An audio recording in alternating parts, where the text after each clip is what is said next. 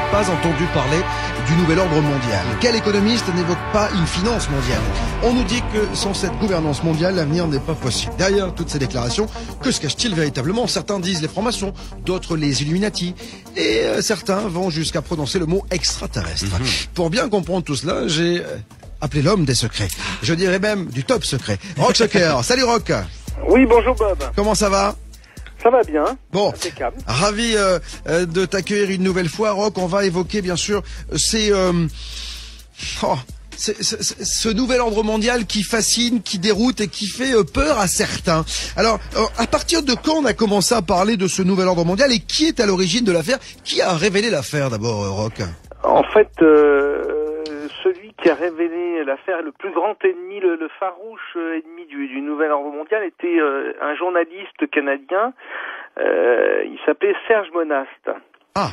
Et c'est lui qui va vraiment dénoncer l'agenda entre guillemets Illuminati, hein, puisque là dans l'émission on va parler d'un sujet un peu culte de la conspiration, qui est le programme Bluebeam. Et ce programme Bluebeam a été révélé au début des années 90 par ce journaliste. Alors c'est vraiment une figure, hein, c'est une figure incontournable de la conspiration. Il faut savoir qu'il est mort en 96.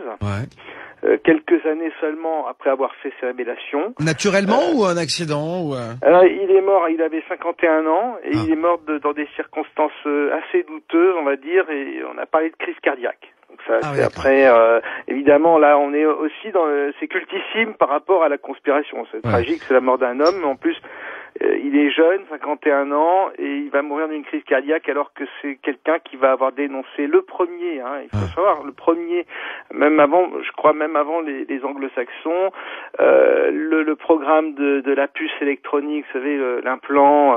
Bien sûr, RFID. La RFID. Et donc c'est ce bonhomme-là. On est dans les années 90. On est dans ces figures des années 90. C'est vraiment les premiers révélateurs de la conspiration. C'est des gens hyper informés, journalistes, et qui ont des réseaux très haut placés, qui vont leur parler de programmes nés dans le cerveau d'employés, d'officiers de certaines officines. Oui, on s'aperçoit que dans ces cas-là, la crise cardiaque, elle a souvent bon dos, hein, quand même. Ouais, hein. elle marche bien. Hein? C'est vrai qu'il y a quelques cas comme ça de personnes qui ont un peu trop parlé, et soit c'est la crise cardiaque, soit c'est le cancer dans les 2 ans. Hein. Ouais, bien sûr. C'est Alors, un classique. on parle de nouvel ordre mondial. On va écouter. J'ai sorti pas mal de déclarations d'hommes politiques concernant ce nouvel ordre mondial, parce que je me suis aperçu que c'est vrai qu'à partir des années 90, on commence à évoquer de plus en plus ce nouvel ordre mondial. On voit des gens aux 4 coins de la planète évoquer ce nouvel ordre mondial. Et puis, côté français, bien sûr, on n'est pas en reste, avec notamment, Nicolas Sarkozy en 2008. C'est le 23 octobre, il est en meeting, et écoutez ce qu'il dit. Cette crise marquera sans doute pour l'histoire le commencement véritable du XXIe siècle. Le moment où tout le monde aura compris qu'il était temps de changer, temps de donner un nouveau visage à la mondialisation, temps de construire un nouvel ordre mondial, politique, économique, social, assis sur de nouveaux principes et de nouvelles règles. Alors quand on entend ça, moi je suis spectateur de ce meeting, bon j'y étais pas, hein, mais en tout cas je me dis tiens, le mec se dit que on ne peut pas aller contre la mondialisation, il va falloir que l'on se serre les coudes. On se dit au début tiens, c'est pas mal finalement, il va falloir faire tomber les frontières, les dogmes, etc. Puis on va avancer. Et puis c'est beaucoup plus machiavélique que ça. Effectivement, donc on a vu depuis les années début 90 pas mal de chefs d'État. Ça a commencé avec Bush senior, mais ensuite son fils Obama aussi, le pape lui-même, et puis Sarkozy à plusieurs reprises. Une première fois, un discours aux ambassadeurs, il avait annoncé donc le nouvel ordre mondial en disant que nul ne pourrait y résister. Et je peux vous dire une troisième chose. On ira ensemble vers ce nouvel ordre mondial. Et personne, je dis bien, personne ne pourra s'y opposer. Ne pourra résister au nouvel ordre mondial. C'est un peu comme un code, comme une marque du plan Illuminati, une signature subliminale. C'est comme ça que, en tout cas, le conçoivent les conspirationnistes. Et Serge Monast qui a été le premier à révéler tout ça. C'est ça qui est incroyable parce que à côté de ça, quand on sort du cadre, genre c'est bien pour vous, on est tout de suite taxé de complotiste, c'est-à-dire que voilà, on est dans la théorie du complot. Et alors c'est assez marrant parce qu'on a la sensation aussi qu'il y a une certaine catégorie de journalistes qui adhèrent complètement à ce nouvel ordre mondial. Hein. Bien sûr. Alors en plus, le terme complotiste, c'est un nouveau terme qu'ils ont inventé, hein, parce que normalement c'est conspirationniste à la base, mais c'est une façon encore plus de réduire encore plus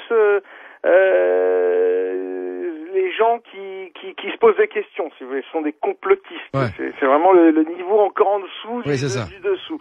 Mais pour rebondir sur ce que tu disais tout à l'heure, effectivement, hein, ça pourrait, quand on entend la première fois le mot nouvel ordre mondial, on se dit bon, peut-être une fraternité mondiale. Ben oui, on n'est pas du tout dans ce registre-là. Ouais. En fait, il s'agit d'une dictature mondiale implacable qui se sert de la technologie, c'est-à-dire que il faut imaginer un dictateur comme on en a toujours connu dans l'histoire humaine, mais qui bénéficierait des technologies les plus abouties, les plus en avance.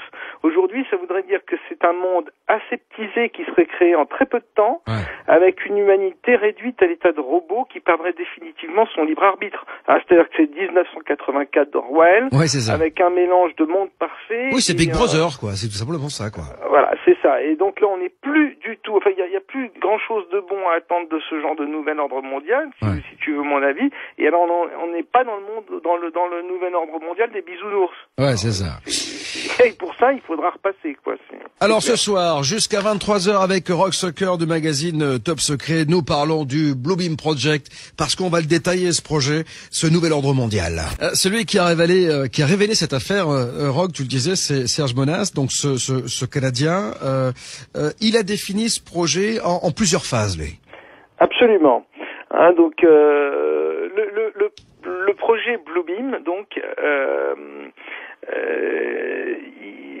son objectif, c'est d'aider à l'instauration d'une nouvelle ordre mondial, et pour ça, le nouvel ordre mondial dont on parlait il y a 5 minutes, il va avoir besoin d'une philosophie commune à tous les peuples. Et en fait, de philosophie sera une religion, parce que on connaît rien de tel pour tenir les masses qu'un bon culte religieux. Et ça marche comme ça depuis des millénaires, il n'y a pas de raison de changer de méthode. Ouais, c'est pas prêt de s'arrêter. Hein, voilà. Et l'instauration de cette religion nouvelle, c'est le secret, c'est l'articulation principale du contrôle mondial. Sans ça, il n'y a pas de nouvel ordre mondial possible. Et donc, pour imposer cette religion, la méthode, c'est l'opération Bluebeam. C'est un programme qui a déjà commencé. Dans la première phase qui était dénoncée par Serge Monast a déjà commencé. C'est une phase psychologique. Et cette première phase, c'est la remise en cause de l'ordre ancien. C'est la remise en cause des valeurs, des connaissances scientifiques, mais ça passe aussi par des découvertes archéologiques qui vont montrer l'erreur, la falsification des doctrines du passé. Non, mais alors ça veut dire quoi? Ça veut dire que, là encore une fois, si je prends le bon côté de la chose, je me dis finalement ils vont peut-être expliquer qui a fait les pyramides, l'île de Pâques, etc. Très juste. Eh oui. Très juste. Ben exactement ça, c'est exactement ça. Tu sais, on n'attrape pas les mouches avec du vinaigre. Il faut effectivement, on va apporter de la vérité là en l'occurrence, on va dénoncer des choses, mais c'est pour mieux vous retourner la tête. Et là, le but c'est la remise en question profonde de la croyance traditionnelle. Le cinéma, c'est un très bon vecteur pour faire ce boulot de cette première phase psychologique. Alors, on peut penser à des films comme pour nous les chrétiens. Pour les chrétiens, ça va être les films comme Le Tombeau. Ouais, génial. Encore le David Chicode. Alors, Le Tombeau, c'est avec Antonio Banderas, je crois, hein, c'est absolument, ça? C'est ça. Absolument, où il découvre la tombe donc d'un personnage qui aurait été Jésus, enfin, etc. Et donc ça démontre. Enfin, et on va pas spoiler, comme on dit, mais et puis alors il y a le Da Vinci Code, qui est aussi dans ce registre-là, mais il y a dans la vraie vie, il y a des découvertes archéologiques, des découvertes d'évangiles apocryphes, etc. C'est toute une remise en question des traditions et des religions anciennes, qui sont en réalité qui procèdent d'une préparation psychologique des populations. Hein. Cette phase-là, elle est bien avancée en Occident, et ces notions, elles sont présentes, peut-être subliminalement par rapport à l'ensemble de la population qui préfère s'occuper de football ou de choses comme ça, mais elles n'attendent plus que l'événement pour prendre racine et pour prendre sens dans la tête des gens. Hein. Alors, en tout cas, on va continuer à parler de tout cela, Roch, dans quelques instants, juste après la pause. Il y a pas mal de questions qui arrivent, mon Elliot, sur la page Facebook. Ah oui, il y a une question pour savoir si effectivement dans le projet Bluebeam, il n'est pas prévu de réduire la population sur Terre, passer de 7 milliards à 2 milliards, on nous dit. Alors ça, Roch, quel est ton point de vue là-dessus ? Ça fait partie, c'est ce que je disais tout à l'heure en parlant de nouvel ordre mondial, ça fait partie donc du programme du nouvel ordre mondial. C'est un plan qui se décline sous plusieurs appellations. C'est qu'on n'est pas vraiment à proprement parler dans le domaine du Bluebeam, mais on est dans le domaine du nouvel ordre mondial, puisque comme je vous disais, avec la technologie, rien de plus facile que stériliser une population via l'alimentation, via des programmes alimentaires ou de la vaccination, etc. Et auquel cas, vous avez votre population qui va se réduire naturellement. Si vous voulez y aller plus brutalement, plus rapidement, vous avez des épidémies, etc. Enfin, c'est ce que j'ai appelé la dictature aseptisée. On rentre dans une dictature où il y a très peu de gens qui vivent un peu dans des trucs sous cellophane, très propre, très machin. C'est le meilleur des mondes. Alors, Roch, je te propose d'écouter François Hollande cette fois-ci, qui est depuis 1 an et quelques semaines maintenant notre président de la République. Et voilà ce qu'il disait en université d'été au PS, c'était en 2008. Alors jamais la nécessité d'un nouvel ordre international n'a paru aussi nécessaire autour de 3 principes que nous portons depuis des années. Les socialistes, mais pas simplement les socialistes. Tous ceux qui ont une conception multilatérale de l'organisation du monde. Voilà, une organisation unilatérale, en fait, une pensée unilatérale. C'est-à-dire que c'est ça qui fait un peu peur, parce que moi, on m'a toujours dit que les différences c'était je sais pas, quelque chose de positif, non? Oui, mais attention, Bob, hein, tu vas finir par devenir un conspirationniste. Hein.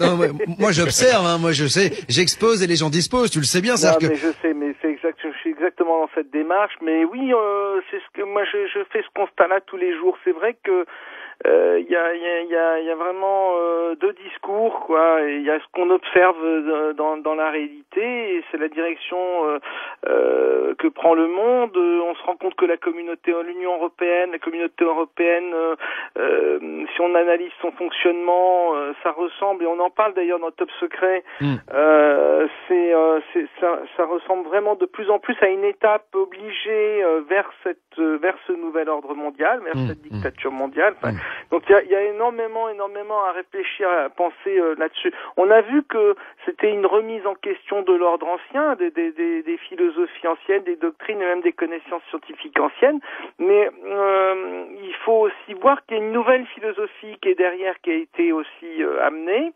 hein, donc celle du discours politique, mais aussi pour revenir au Bluebeam, un discours plus philosophique, plus religieux, qui va être véhiculé par toutes les idées New Age qui ont eu cours depuis 30 ans, qui se répandent à travers le monde, hein, à travers les continents. Et alors c'est les idées des frères de l'espace qui prennent soin de nous, qui arrivent pour nous sauver, si vous voulez. Et donc ces idées New Age, elles aussi, depuis 30 ans, 40 ans, elles ont fait leur chemin. Elles ont été imaginées, favorisées par des officines secrètes, hein, il faut le savoir. Et là aussi, le cinéma a joué un rôle important. Donc dans cette nouvelle philosophie qui est en germination, si tu veux. On a le film Prometheus, par exemple, qui prépare bien les populations à l'idée des dieux extraterrestres. Et voilà, même si dans le film, en l'occurrence, les extraterrestres sont des méchants, ce sera pas le cas dans le programme Bluebeam. Je vous conseille alors de voir ce film, qui est pas un très grand film, en tout cas il est intéressant, c'est vrai, parce que il permet d'avoir une certaine philosophie. Alors, dans la deuxième phase de ce projet Bluebeam, révélé et répertorié par Serge Monas, qui a été le premier à évoquer ce Bluebeam Project, il y a quelque chose qui est assez déroutant, c'est la projection holographique. Et c'est pour ça qu'on a dit que la NASA pourrait être derrière également, ou en tout cas partie prenante de ce Bluebeam Project. Bien sûr, toutes ces agences-là qui sont des agences militaires, la NASA, faut pas oublier quand même que 90% de ces opérations sont quand même des opérations militaires, sont partie prenante dans le programme Bluebeam. Tout ce qui est au plus haut niveau scientifique, c'est le programme Bluebeam. Seront en charge de ce programme. La seconde phase, dénoncée par Serge Monad, c'est le choc. C'est une gigantesque mise en scène spatiale, effectivement à l'aide d'hologrammes optiques et puis sonores. Et tout ça en 3 dimensions. C'est une projection laser d'images holographiques en divers endroits du monde. On a vu hier avec la révolution en Égypte, les gens avec les lasers qui éclairaient des hélicoptères dans le ciel. Il faut imaginer ce que ça peut être comme laser quand c'est entre les mains de la NASA, de la NSA et des gens comme ça. Et en fait, quelles sont les images qu'on va avoir parce que si on décide de nous balancer des hologrammes, donc des projections holographiques, c'est pourquoi? C'est pour qu'on voit Dieu, pour qu'on voit un Messie? Absolument. Ah bon? C'est un son et lumière qui va être disposé donc dans la haute atmosphère, toujours selon Serge Monad. Mais il faut voir ça, c'était dans les années 90. Les gens l'écoutaient, ils avaient les yeux ronds, et ils disaient mais il est fou ce gars. Et donc visible depuis le sol à des centaines de kilomètres à la ronde, puisque c'est dans la haute atmosphère, vous avez l'écran qui est très très haut, tout le monde voit ça. Personne ne peut manquer le spectacle. Et qu'est-ce qu'on va voir?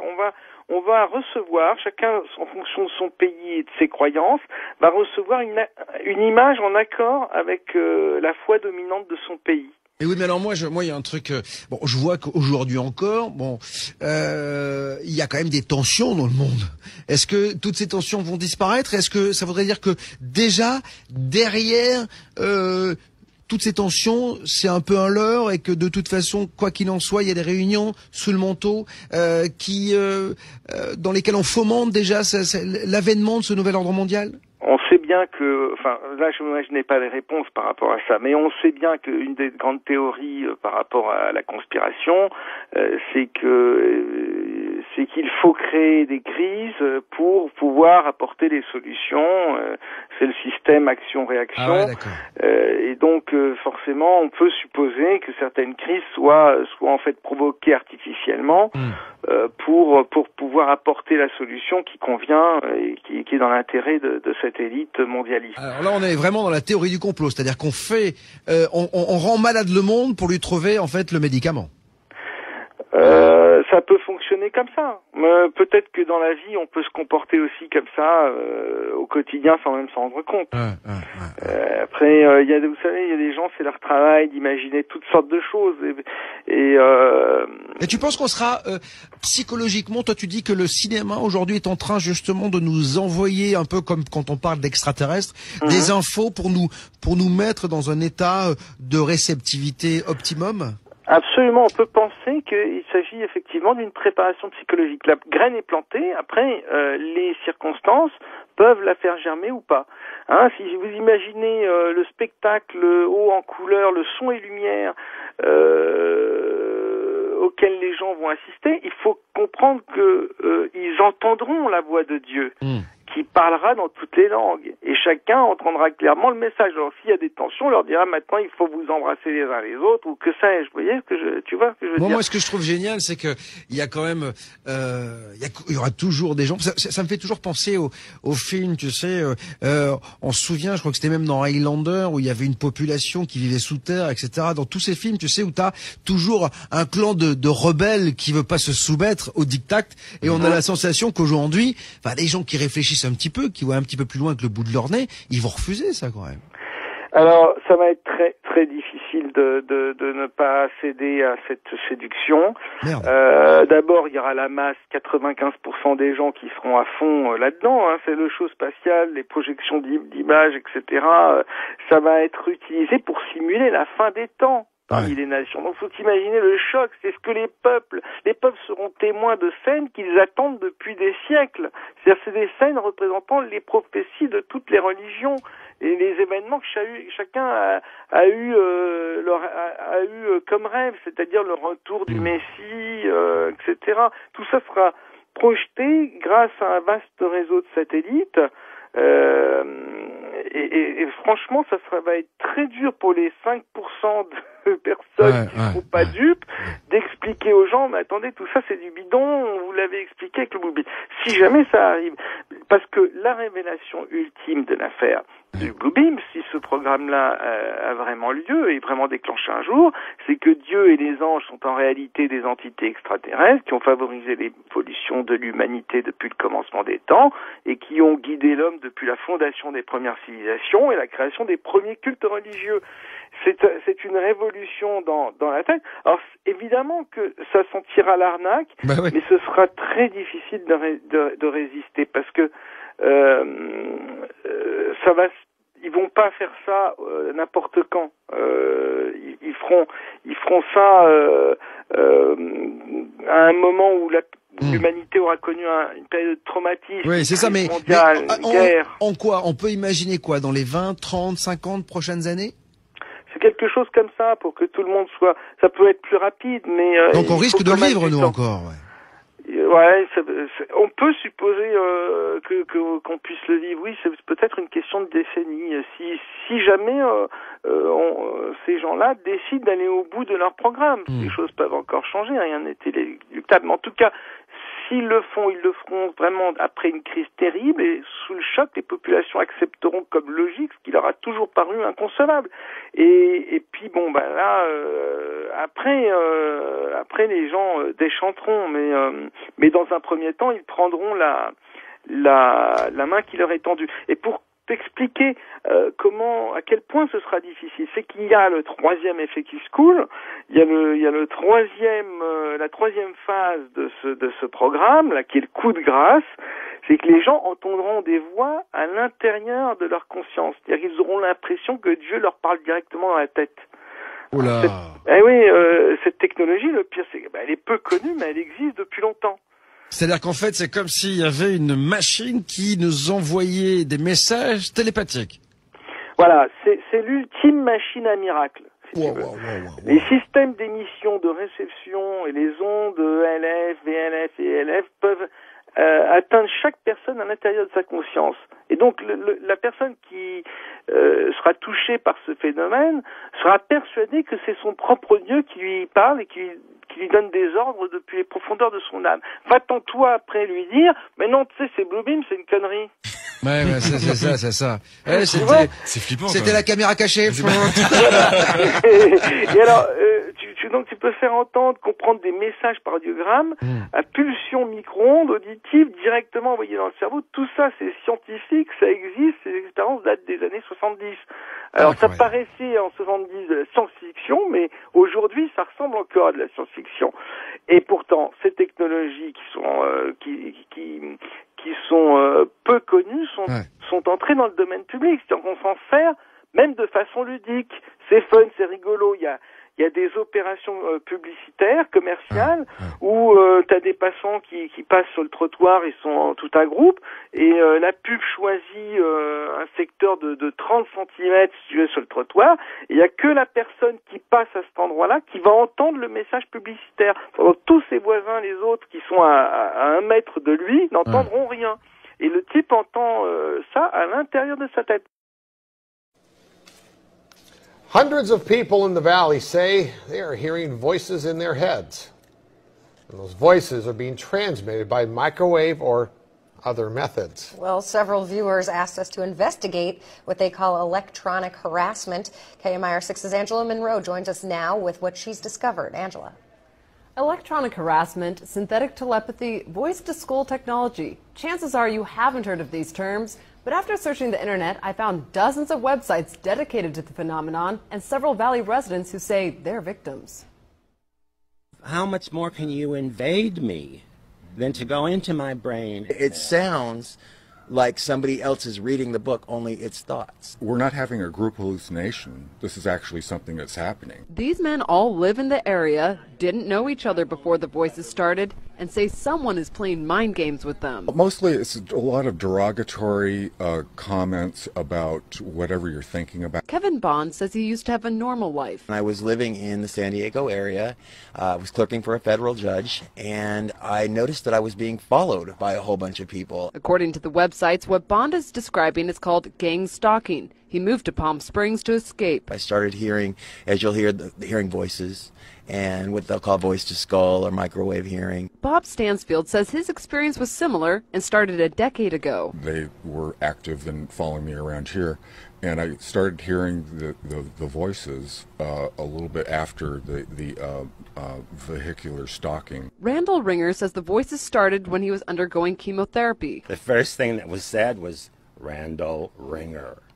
And I sat up straight and I went to into the bathroom, and I looked in the mirror, looked myself in the eyes, and I said, did that really happen? Bond says he's found more than 300 victims locally and is tracking others across the state through billboards. In Johnson Valley, a Freedom House just opened to help people who believe they are being targeted. To many of you who find yourselves the object of covert harassment, that there is hope and that you are not alone, and that we are striving to find legislation and we're working towards freedom for all. Derek Robinson leads a national group called Freedom from Covert Harassment and Surveillance. He says he knows who's playing mind games. Rogue government officials that are sponsoring this, also corrupt business officials, and private citizens. And he also told us how. Most of it is delivered by microwave, and I believe it's satellite delivered. Bond says neurotransmitter chips that run off body electricity have been inserted into some people. And they assign cell phone numbers to them. The cell phone numbers are then run through a computer, and a computer translates your thoughts. This crime has been available to the military for 60 years. Donc, ça c'est des coups de pub qui ont été faits aux États-Unis, qui montrent bien que cette technologie, elle exige, je n'invente rien, et Menace n'inventait rien. Et puis lui et puis d'autres scientifiques, il y a même un prix Nobel, Baker, qui a parlé de ça dans un livre des années 70. Mais vous imaginez la possibilité qu'offre ce genre de technologie en termes de simulation de miracles. C'est terrifiant.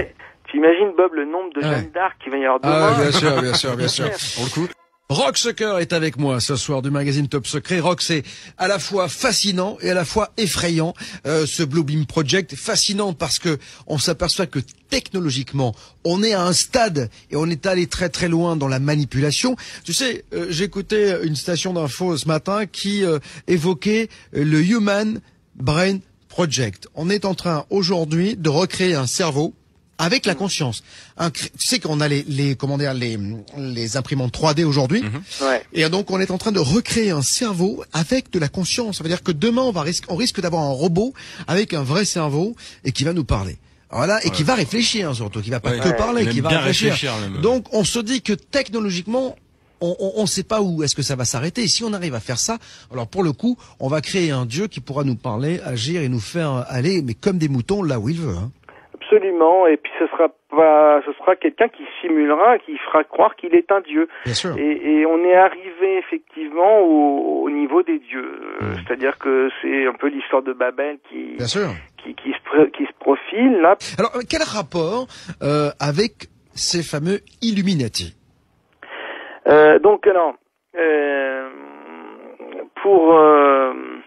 Pour terminer avec l'histoire de ce truc des voix dans la tête, là, on n'est pas là pour faire un cours de physique, mais il faut que les gens pensent maillage satellite autour de la planète, HAARP, modification du champ magnétique, et donc de la chimie du corps humain. Et tout ça va faire que le jour où s'est déclenché cette affaire-là, vous avez le corps la chimie du corps humain qui est modifiée, donc l'état de conscience des personnes qui est modifié. Vous allez avoir des milliers de Jeanne d'Arc qui vont être placées dans des sortes de transes ou d'extase mystique. Et là, ça va être très chaud pour tout le monde. Donc là, vous rentrerez vraiment dans un monde nouveau et qui va s'appeler le nouvel ordre mondial, qui est le rêve des Illuminati. Oh, c'est incroyable. T'imagines si j'avais la possibilité de dire à chacun de mes auditeurs, écoute-moi ce soir. Chacun des citoyens français, mais dans le monde, écoutez-moi. Vous dites toute la vérité. Non, on en rigole, mais c'est vrai que c'est effrayant parce que on sait toujours comment certaines personnes après peuvent utiliser ces technologies et ça fait très très peur. Donc les Illuminati, on a parlé également des Anunnaki, c'est-à-dire que les extraterrestres qui seraient derrière tout cela. Quel est ton sentiment, toi? Quand tu vois ça, tu te dis quoi?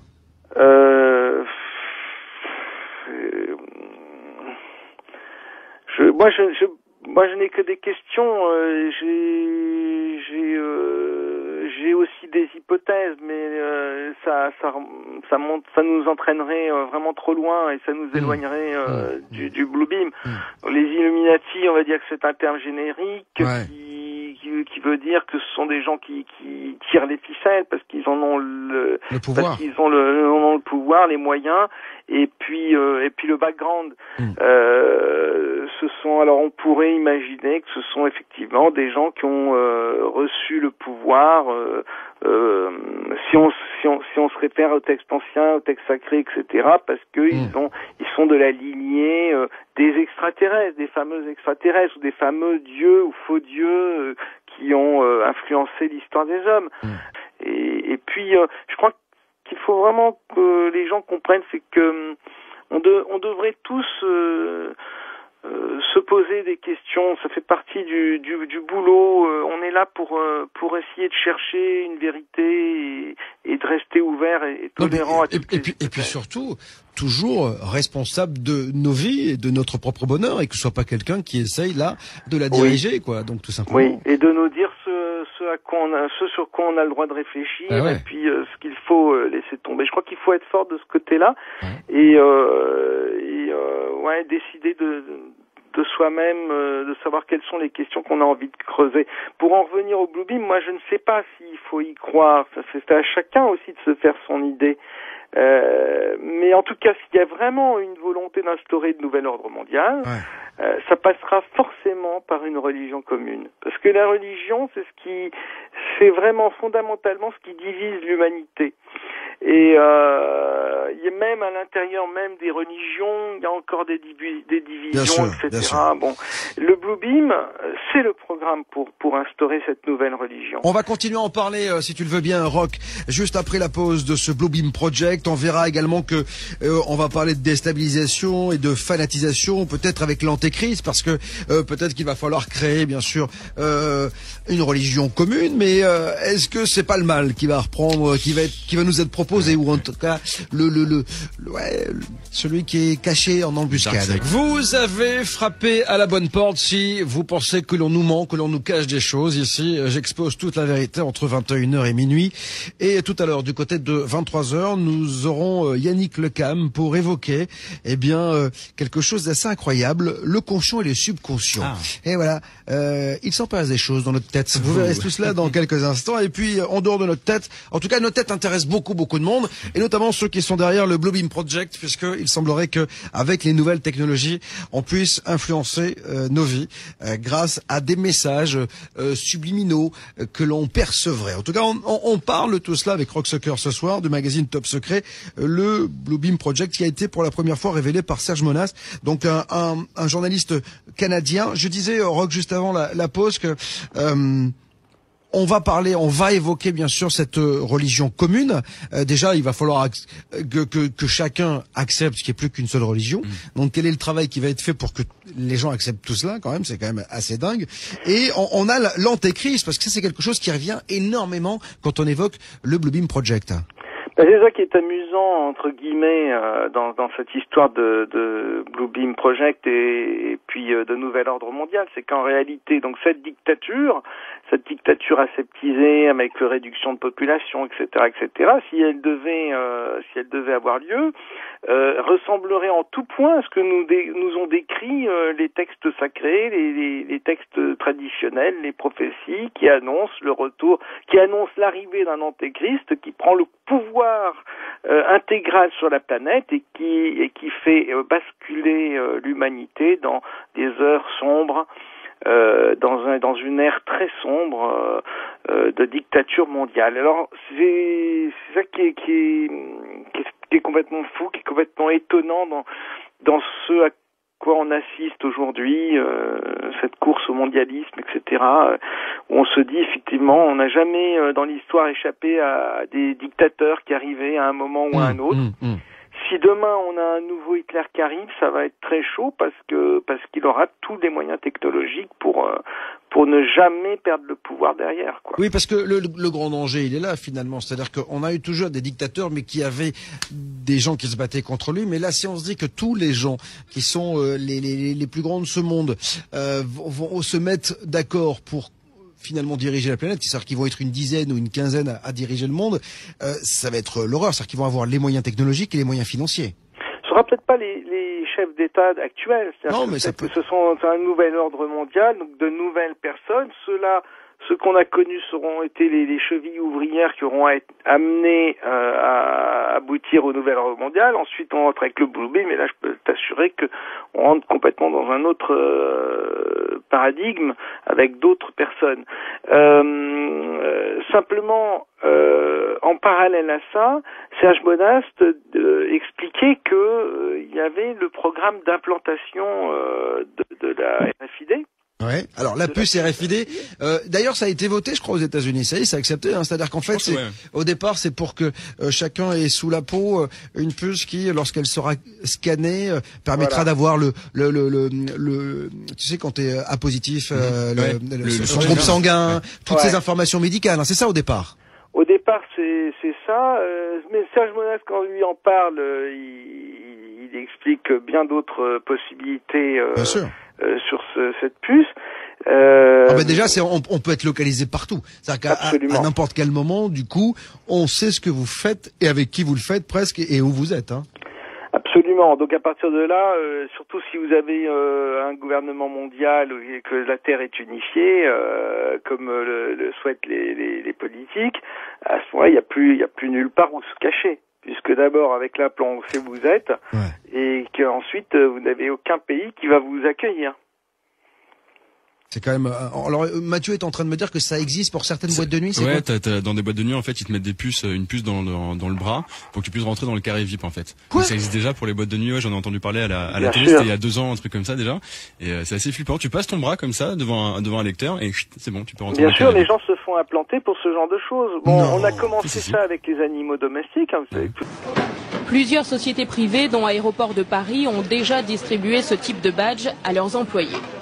Comment éviter le piratage des données personnelles? Les défenseurs des libertés individuelles crient à l'imprudence et à l'intrusion dans la vie privée. La nouvelle carte sera officialisée en juin prochain.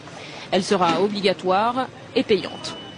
Oui, les moyens d'identification et de contrôle électronique sont de plus en plus précis et suscitent beaucoup de questions. Voici un exemple un peu extrême, mais qui pourrait faire école. En Espagne, pour fidéliser leurs clients, certains établissements leur proposent de se faire greffer une puce directement sous la peau. Reportage Jacques Cardos, Thierry Breton. Attention, cet homme est porteur d'une puce électronique. Implantée dans le bras, elle lui permet d'avoir accès au carré VIP. Comme un produit de supermarché, les clients sont barcodés et la puce contient leur crédit consommation. Ainsi, dans cette boîte de Barcelone, il y a ceux un peu vieux jeux qui dansent encore avec un porte-monnaie et ceux qui n'en ont plus besoin. Légalisée depuis 1 an, cette greffe est même proposée à l'intérieur de la boîte contre 125 €. L'opération ne dure qu'une vingtaine de minutes. D'abord une petite anesthésie locale, ensuite la puce est greffée sous la peau et reliée à un compte personnel, un peu comme un compte bancaire. Je ne sais pas pourquoi j'ai voulu faire ça. En fait, c'est peut-être parce que tout le monde l'a. Et puis, c'est pour savoir comment c'est juste pour ça. Cette puce qui vient des États-Unis a obtenu un droit de commercialisation à condition de ne pas détenir d'informations médicales. Facile à implanter, n'importe qui peut donc s'improviser infirmière de boîte de nuit.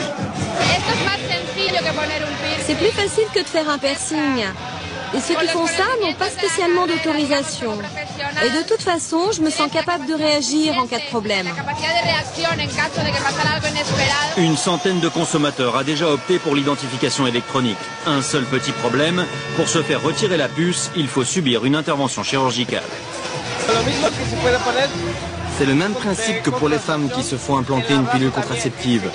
Au bout d'1 an ou 2, il faut bien l'enlever pour en faire poser une autre. Reste le problème du pistage éventuel des clients, car la puce permet aussi de suivre un individu par satellite, ce qu'aucune législation n'interdit en Europe.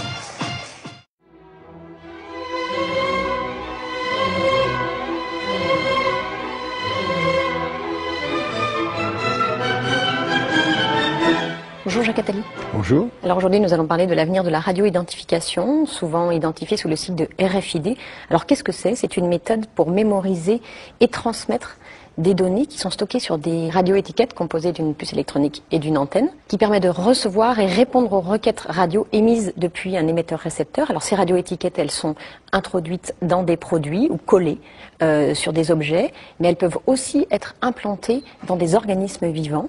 On a le sentiment que c'est quelque chose de très nouveau, alors qu'en fait, ça existe depuis très longtemps. Tout ce qui va être de plus en plus nécessaire à suivre à distance, savoir ce qu'il devient, permettre de connaître l'évolution des produits, les localiser, optimiser les stocks, de façon à ce qu'on ait des stocks minimaux, faire en sorte qu'on sache en permanence où se trouvent ces objets, permettre d'intégrer des processus de production. Oui, on parle d'un enjeu économique majeur dans la traçabilité des réductions des coûts produits. sont considérables. En termes de sécurité sanitaire, de pouvoir tracer l'origine des produits agricoles depuis leur conception jusqu'à leur consommation. Tout ça donne une traçabilité sur les objets absolument gigantesque, encore à venir.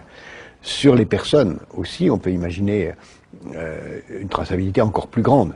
Parce que sur les objets, on connaît, mais sur les organismes vivants, que ce soit les animaux ou les êtres humains, qui pourront avoir une puce électronique implantée dans le corps. Mais avant de parler de l'implantation des organismes vivants, il faut regarder tout ce qui va se passer aussi sur les moyens de paiement et sur la surveillance même dans la vie quotidienne de nos enfants ou de nos petits-enfants. To think something so small can connect you to everything that matters. When your life and all you love are on the line. HealthLink is always with you when every second counts in the emergency room, providing immediate access to your medical records. Because Bob has trouble remembering all his medications. Because I'm in love with my kids' kids. Because my car lost control while driving. Because now I'm looking out for both of us. Because I have diabetes, but it doesn't have me. Because I spend my life in the ER trying to save yours. Et puis de plus en plus, on vous est dans les maternités, pour ne pas perdre les bébés, on place des RFID dans des bracelets, etc. Et dans certaines familles très riches, on propose d'implanter les enfants en cas de kidnapping, ça se fait en Amérique du Sud. Et en Inde, le programme d'implantation est... Alors il faudrait vérifier l'information, mais à l'époque il était dans les tuyaux, puisque on expliquait que c'était le seul moyen pour les Indiens d'avoir la sécurité sociale, que pour éviter les fraudes, etc. Il fallait que tous les Indiens soient implantés. Et je crois qu'aux États-Unis c'est la même chose, c'est-à-dire que Obama a fait le programme de sécurité sociale et s'est battu là-dessus, mais dans la loi sur la sécu américaine. Au bout de quelques années, pour continuer à avoir cette prestation, il faudra l'implant. Donc on y va. C'est ça qui est extraordinaire chez Monas, c'est que tout ce qu'il a annoncé à l'époque où on disait ce type est complètement dingue et où lui disait attention, j'ai des informations très sérieuses et j'ai un réseau d'informateurs très très très bien placé et très privilégié. on ne le prenait pas au sérieux, mais tout ce qui on dirait que son grand tort, c'est d'avoir eu raison avant tout le monde. Mais moi, ce qui me fait peur, tu sais, c'est que je regarde les films de science-fiction ou d'anticipation, puis on voit souvent que l'anticipation devient quelques années plus tard réalité. Ça me fait penser au film Bienvenue à Gattaca. Je sais pas si tu te souviens de ce film, où il y a une société comme ça où tout le monde est pucé et on voit à droite à gauche. Enfin, moi, je trouve ça dingue. Alors, et encore plus dingue ce que vous m'avez dit sur les boîtes de nuit, parce que ça veut dire qu'aujourd'hui, tu as des gens qui acceptent d'être avec une seringue, on leur balance une puce électronique devant la boîte de nuit. Ouais, c'est ça en fait, ils te désinfectent le bras et puis c'est un peu épais en plus, hein. C'est-à-dire que c'est vraiment c'est chirurgical presque. Hein. Et alors on accepte que des boîtes de nuit te mettent des trucs dans la peau. Ouais. Oui, on aura, si tu veux, Bob, il y aura toute une émission à préparer sur ce genre de sujet. C'est tout à fait passionnant. Tu vas avoir la tête à l'envers, mais ça va très très loin l'implant, parce que ça peut aussi modifier la chimie du corps humain. Bref, on peut imaginer au bout d'un moment dans une dictature que cette puce-là est carrément une programmation et qu'elle implose quand t'as arrivé à l'âge de 30 ans. Auquel cas, là, tu rentres dans le film L'âge de cristal.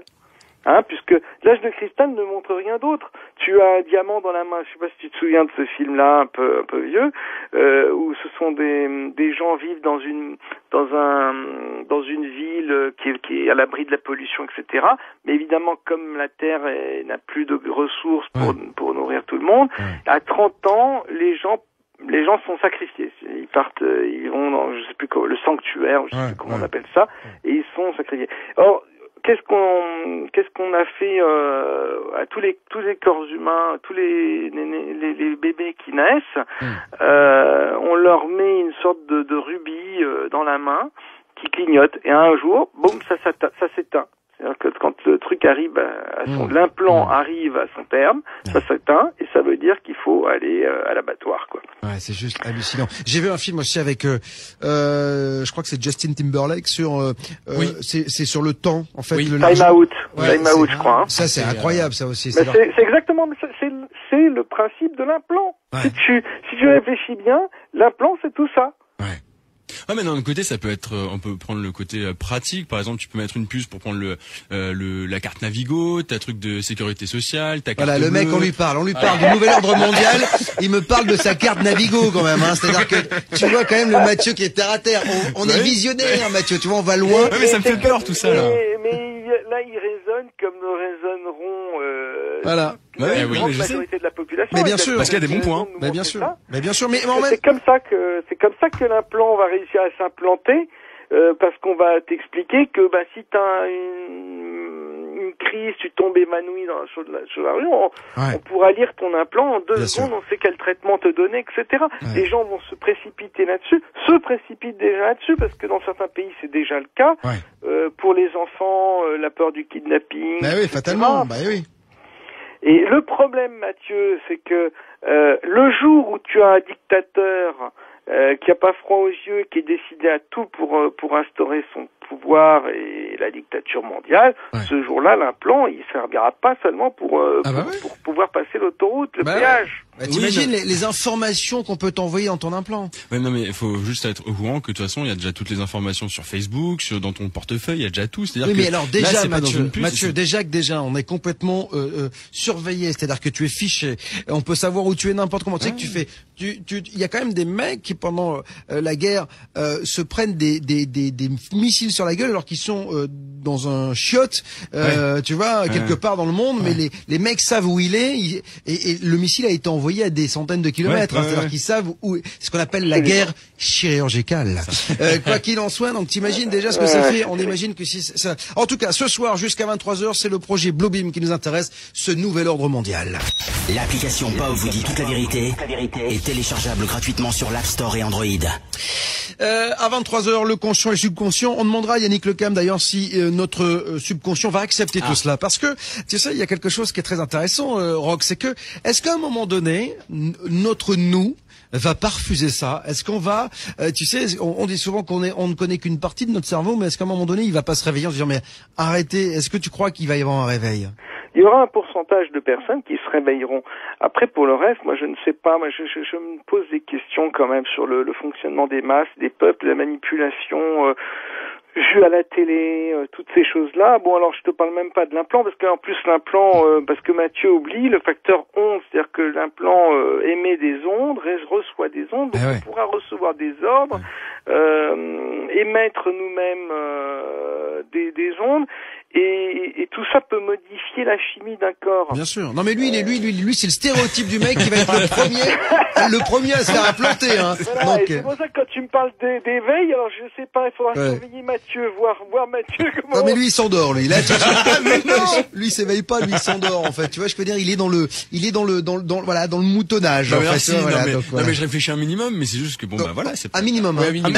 Ah bah oui. Ah bah non mais pas trop. Je peux pas. Ah bah non. Il réfléchit à un minimum. Mais c'est vrai que, mais en même temps, je peux comprendre Mathieu. C'est vrai que là, on le chagrine, mais effectivement, t'as raison. C'est-à-dire que tu dis à des parents, vous pouvez éventuellement savoir à tout moment où est votre enfant si on le kidnappe. Il y a des gens qui ont de l'argent. Il y a des pays en Amérique du Sud où on te kidnappe ton enfant pour rien du tout. Dès que t'as un peu d'argent, donc on peut savoir où il est. On peut savoir effectivement ton groupe sanguin en cas d'accident, tes antécédents physiques, etc., médicaux. Mais en même temps, c'est toujours comme d'habitude, quoi. La pièce à deux côtés, quoi. Absolument. Bah, c'est ça. C'est-à-dire que ce n'est que dans un second temps que la pièce montre son vrai visage. Et là, c'est malheureusement trop tard, parce qu'une fois que tu as un implant, ça devient beaucoup plus délicat de l'enlever en... je crois il y a aussi des films qui montrent ça.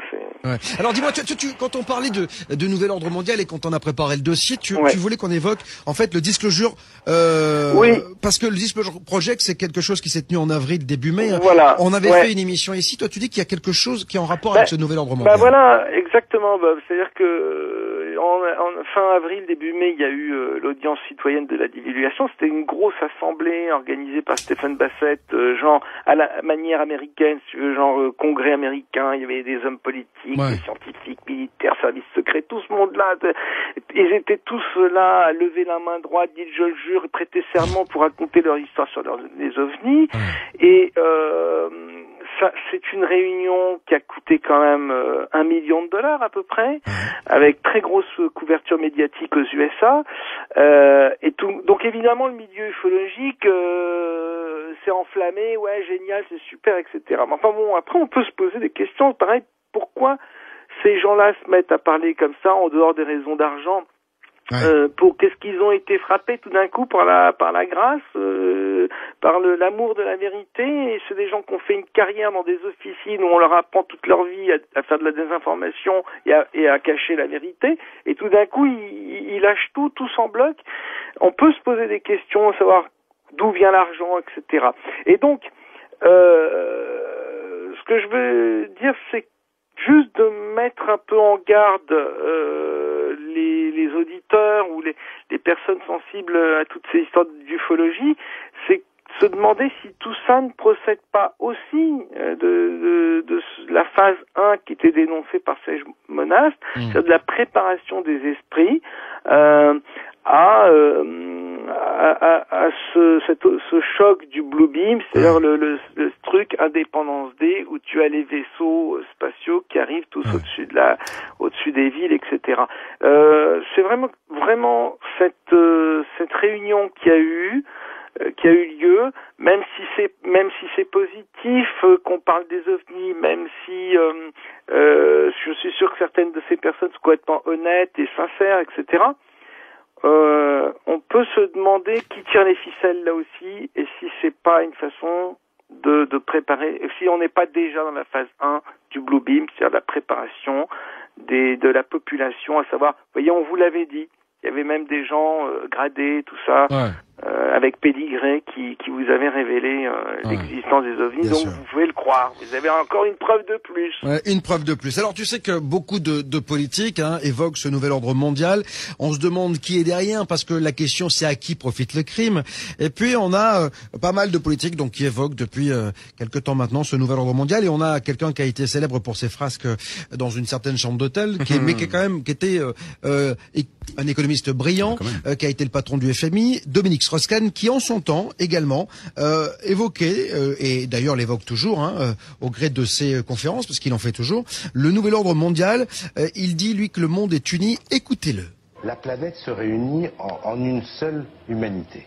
Mais le monde est un seul, le monde est uni, on est un seul peuple. Voilà, un seul peuple, le monde est uni, une humanité. Ça, c'est quand même assez dingue. C'est-à-dire que là, pour le coup, on voit qu'il y a un travail derrière de lobbying, et que voilà, on commence à parler. C'est vrai que c'est pas anodin. Moi, j'avais eu un montage, je crois, d'une émission de télé, je crois que c'était un zapping, où on voyait tous les gens, tous les hommes politiques, le nouvel ordre mondial, le nouvel ordre mondial, le nouvel... C'est-à-dire que voilà, c'est que ça vient, ça revient, ça nous est rabâché perpétuellement, Roch, hein. Absolument, c'est toujours, ça procède toujours de la même préparation qui est sur plusieurs phases, et là et c'est vrai qu'il y a un discours il y a un double discours, c'est-à-dire qu'il y a le discours et puis les faits, en réalité. Ça fait peur. C'est vrai que ça fait peur. À qui va profiter le crime? Est-ce que tu disais tout à l'heure que c'était pas forcément les hommes politiques. Est-ce que ce sont les banques, les financiers, là? Parce que, à un moment donné, si on fait ça, c'est qu'il faut qu'on récupère de l'argent, parce que sinon ça n'a aucun intérêt.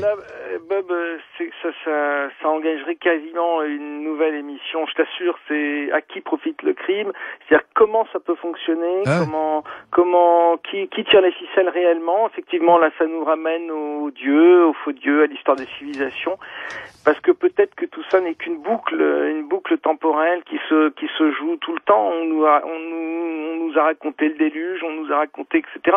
Il y a peut-être un moment, un Matrix Reload qui nous attend, c'est-à-dire une remise à jour. Le nouvel ordre mondial, c'est peut-être un départ à zéro où on remet les pendules à l'heure, on repart avec une humanité nouvelle, et là ça rejoint après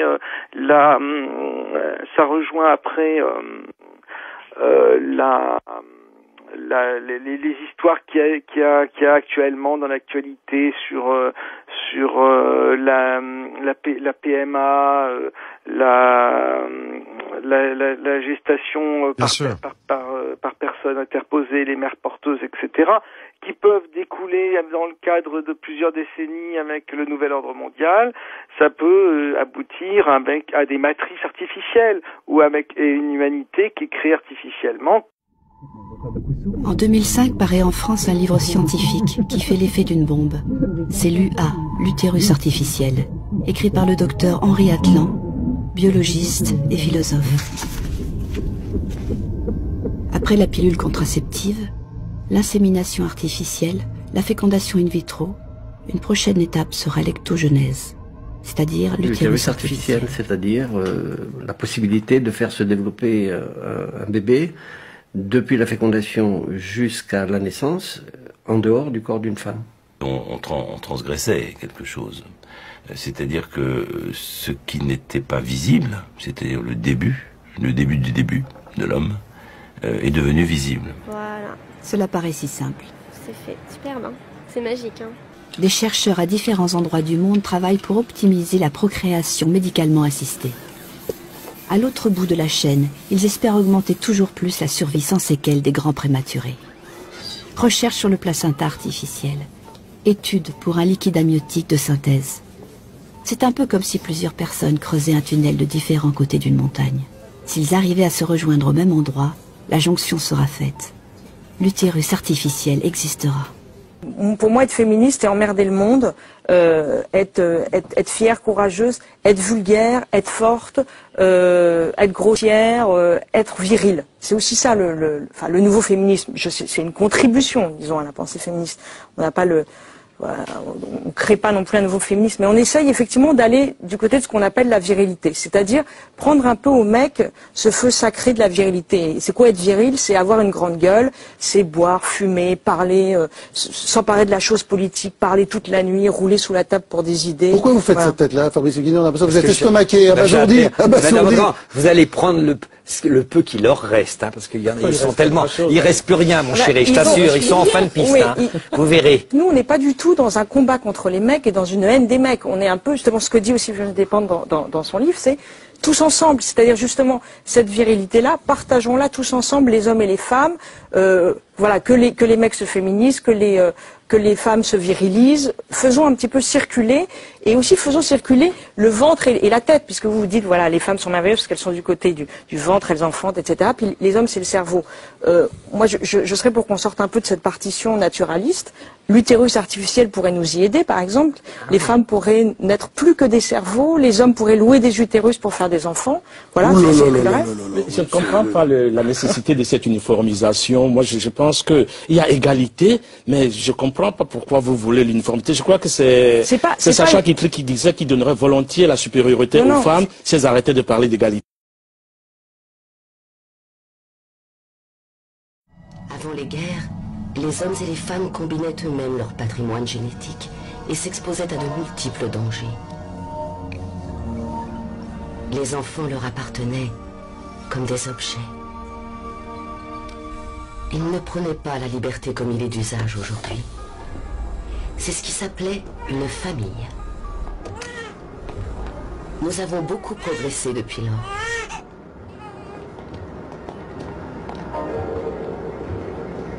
Aujourd'hui, nous n'avons pas de crime, pas de maladie, pas de guerre, pas de vieillesse, pas de souffrance. Nous sommes génétiquement programmés pour occuper la place dans la société qui nous a été attribuée. Et tout le monde est heureux. Très bien, c'est du bon travail. Je ne comprends pas. Comment est-ce que les enfants étaient décantés dans l'ancien temps? Les enfants n'étaient pas décantés, ils naissaient. L'homme et la femme pratiquaient le sexe, la femme tombait enceinte et ensuite elle accouchait. Comme les animaux? Je sais que c'est difficile à croire. C'était une expérience très douloureuse, dangereuse et extrêmement dégradante. Alors ils avaient peur d'avoir des activités sexuelles? Quelquefois, oui. Quand un homme et une femme voulaient avoir des bébés, ils étaient obligés de se marier. Et l'activité sexuelle n'était tolérée qu'entre ces deux personnes. Pendant combien de temps? Toute leur vie.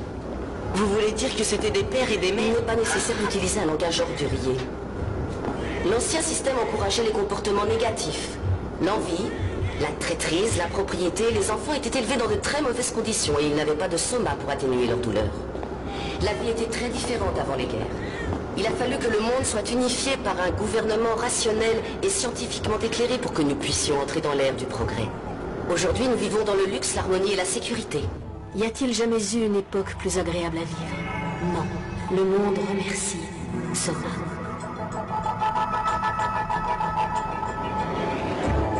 Chacun a sa place et un objectif précis. Ainsi, tout le monde est heureux et vit en harmonie. Les alphas, les bêtas, les gammas et les deltas. Tout le monde appartient à tout le monde.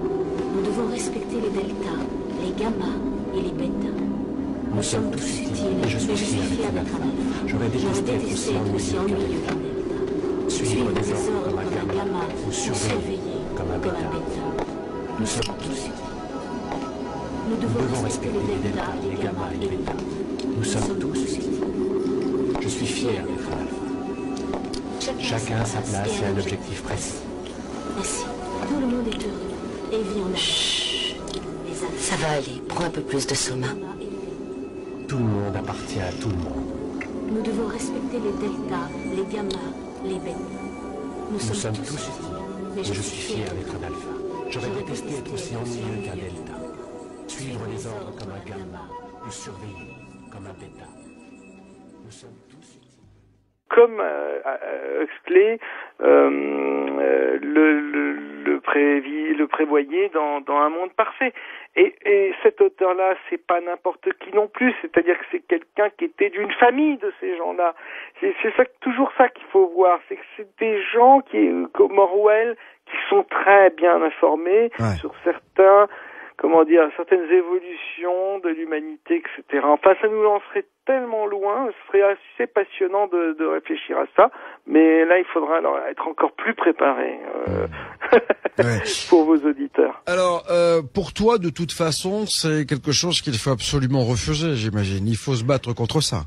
Je crois que de toute façon, c'est pas tellement de se battre contre ça.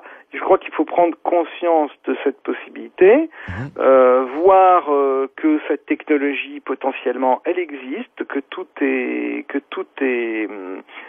est en place pour que ça arrive, qu'on n'est pas à l'abri d'un jour d'une dictature qui montrerait son vrai visage, parce que peut-être il y a des gens qui vont dire que déjà on est dans un système de dictature aujourd'hui. Et tu sais, c'est le fameux truc, la démocratie, c'est cause toujours. Ça m'intéresse. Voilà.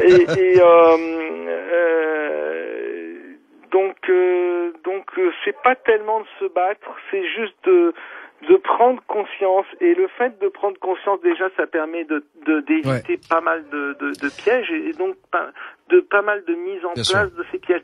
Pourquoi parler du Bluebeam est important, est intéressant? Pourquoi parler de tout ce qu'on vient de dire ce soir est important? C'est parce que en le disant et en le faisant connaître par d'autres, ben ça rend les choses plus compliquées à mettre en place. Bien sûr, bien sûr. Bah oui, ça éveille le grand public, et quand le pire c'est l'ignorance. Et quand le public sait, quand le grand public sait, eh ben il a une arme entre les mains. En tout cas, on est et toi et moi là pour cela. Toi dans ton magazine Top Secret, là pour éveiller les consciences, pour dire ce qu'il se passe véritablement. Après, encore une fois, on expose et les gens disposent. Hein, je crois qu'on a la même devise.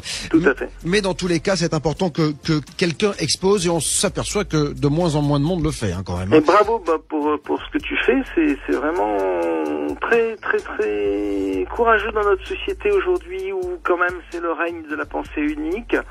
C'est vraiment bien d'oser faire ce que tu fais, parce que ça peut être assez mal vu, on va dire. C'est sûr. Oh t'inquiète pas, je suis au courant. Hein. Je reçois quelques messages. En tout cas, 1000 fois merci. Qu'est-ce qui réunit la NASA, le FBI, la CIA, les Américains, les Russes, les religions, toutes les religions du monde? Toutes. Et oui, parce que ça y va franchement. En gros, tous les puissants. Qu'est-ce qui les réunit tous au sein de la même conspiration, en tout cas pour certains? C'est le projet Bluebeam initié par la NASA, un projet absolument hallucinant pour imposer une religion du nouvel âge avec la venue de l'Antéchrist. Rien que ça. C'est une espèce de fusion, quoi. C'est une fusion de tout ce qui a pu se faire en termes de conspiration. C'est l'apothéose du conspirationnisme. Magnifique. Alors, le projet Bluebeam, quand même, a des bases scientifiques réelles, en tout cas des bases qui existent et qui sont avérées, puisque de nombreux scientifiques se sont aperçus, effectivement, qu'on avait par des micro-ondes ou par d'autres moyens modernes, la possibilité d'influencer des personnes. Un petit peu comme quelqu'un qui ferait de la télépathie serait capable d'influencer une personne. Donc on serait capable de rentrer dans le cerveau des gens pour leur véhiculer des messages directement, comme s'ils avaient une petite voix à l'intérieur qui leur soufflait. Alors à ça, évidemment, plusieurs expériences, plusieurs scientifiques qui se sont penchés sur la question.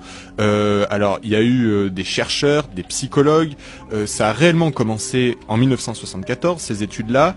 Et par exemple, pour un chercheur qui a quand même été prix Nobel, il a effectué des expériences, une série d'expériences qui démontraient qu'on pouvait entendre et comprendre des messages transmis dans une cabine d'isolation par un audiogramme à pulsion micro-ondes, grosso modo qu'on était capable, un petit peu comme une radio est capable de recevoir des ondes et de les transformer en voix, l'être humain, son cerveau était peut-être capable de faire la même chose. Et de là, évidemment, des tonnes de gens ont commencé à dire oui, mais si on est capable de faire ça, imaginez les manipulations que les puissants seraient capables de nous faire subir. Et bien sûr, quand on va dans ce sens-là, on est en droit de se dire que la plus grande conspiration du monde va être lancée, parce que si on peut influencer la population sans qu'elle s'en rende compte et la faire aller où est-ce qu'on veut, évidemment... Alors manifestement, ce qu'il en ressort là, d'après ce que tu nous dis, c'est assez positif pour l'humanité. Pour l'instant. D'accord. Alors, avec cette animation virtuelle et le son provenant de la profondeur même de l'espace, les fidèles de diverses croyances fortement impressionnés, évidemment, seraient témoins du retour de leur sauveur comme d'une réalité vivante. Ensuite, les projections de Jésus, Mahomet, Bouddha, Krishna, enfin... toutes les divinités se fondront en une seule figure. Donc on aurait comme ça une espèce de morphing dans le ciel de tous les prophètes que les religions connaissent, pour former une divinité unique qui serait l'Antéchrist et qui expliquera que toutes les écritures sacrées ont été mal interprétées et incomprises, et que les vieilles religions sont responsables d'avoir dressé l'homme contre l'homme. Bref, cette grande mystification aura pour effet de générer un désordre social, politique, culturel et religieux, et de créer la divinité unique, l'Antéchrist de la NASA. Ah oui, non, parce que donc ça serait un Antéchrist, hein, c'est le terme... C'est le terme officiel. D'accord. Voilà. on arrive à la troisième phase. La troisième phase, elle va conjuguer la télépathie et l'électronique. Donc ça, je vous en parlais au début, c'est ces recherches qui ont prouvé qu'effectivement, on arriverait sans doute au moyen d'ondes à interférer sur les pensées des gens, à les conditionner. Donc, cette troisième phase conjuguerait la télépathie et l'électronique avec des systèmes d'émission pour atteindre chaque personne en vue de les persuader que c'est son propre Dieu qui lui parle. Donc, grosso modo, chacun entendrait une petite voix, un petit message et serait convaincu de recevoir un message divin. En fait, le but est de former ce qu'on appellerait la pensée artificielle diffuse. Alors, comme je disais, des expérimentations à ce propos ont eu lieu dans différents pays, et on sait évidemment que des impulsions à basse fréquence peuvent produire des signaux auditifs qui sont audibles pour un seul individu, mais pas pour le reste de sa communauté, par exemple. D'accord. Donc on est vraiment capable de cibler comme ça certaines personnes pour les influencer. Donc, par exemple, des présidents, des hommes d'influence à la tête d'État, des religieux, pour vraiment les conduire où est-ce qu'on a envie d'aller. Et là, on arrive à la quatrième phase. Alors, la quatrième phase, ça serait un concentré de manifestations surnaturelles. Alors, il y aurait 3 leurres différents. Le premier leurre, ça serait une invasion extraterrestre qui surviendrait au-dessus de chaque ville, au-dessus de chaque grande ville du monde. C'est brillant comme... C'est brillant, ça réunit tout. Invasion extraterrestre au-dessus de chaque grande ville du monde. Le second leurre, ça serait de faire croire aux chrétiens qu'un merveilleux événement va survenir sous la forme d'une intervention extraterrestre bénéfique, ça dans le but de protéger les terriens d'un démon impitoyable. Oui. Alors le but de ce second leurre, évidemment, de cette manœuvre, c'est de rassembler d'un seul coup tous les opposants à l'ordre mondial juste avant le début du spectacle céleste, c'est lui dont on parlait tout à l'heure. Le troisième point de cette quatrième phase est l'usage global de tous les moyens de communication modernes pour diffuser des ondes. Alors tous les moyens, c'est téléphone portable, radio, internet, bref, tout ce qu'on a, talkie-walkie, tout ce qui existe, pour diffuser des ondes visant à déstabiliser psychiquement les populations au moyen d'hallucinations individuelles et collectives. Et donc, on arrive là à la fin du projet Bluebeam qui a pour conclusion qu'après la nuit des 1000 étoiles, c'est comme ça que l'appellent les conspirationnistes, et à la suite de tous les bouleversements mondiaux, que la population mondiale soit prête à accueillir un nouveau messie en chair et en os, un cyber-Rockefeller, comme ils l'appellent, faussement extranéen, puisqu'en fait il ne serait pas extraterrestre du tout. D'accord. Et qu'on suppliera de rétablir l'ordre et la paix à n'importe quel prix, mais surtout, évidemment, au prix de notre liberté individuelle. Et c'est là que le projet Bluebeam devient extrêmement pervers, puisque une unité artificielle des peuples permettrait de régler les problèmes urgents, lesquels évidemment ont été de toute façon créés de toutes pièces, donc faciles à régler. Mais progressivement, évidemment, face à cette tyrannie de la nouvelle religion mondiale, apparaîtrait un nombre de personnes qui se réveilleraient, qui prendraient conscience qu'ils sont manipulés. Et là, le contrôle de la Terre se partagerait rapidement entre les mains d'une caste de grands prêtres, donc ceux qui se seraient réveillés, qui auraient pris conscience qu'ils sont manipulés, et de technocrates impitoyables agissant au nom de Dieu.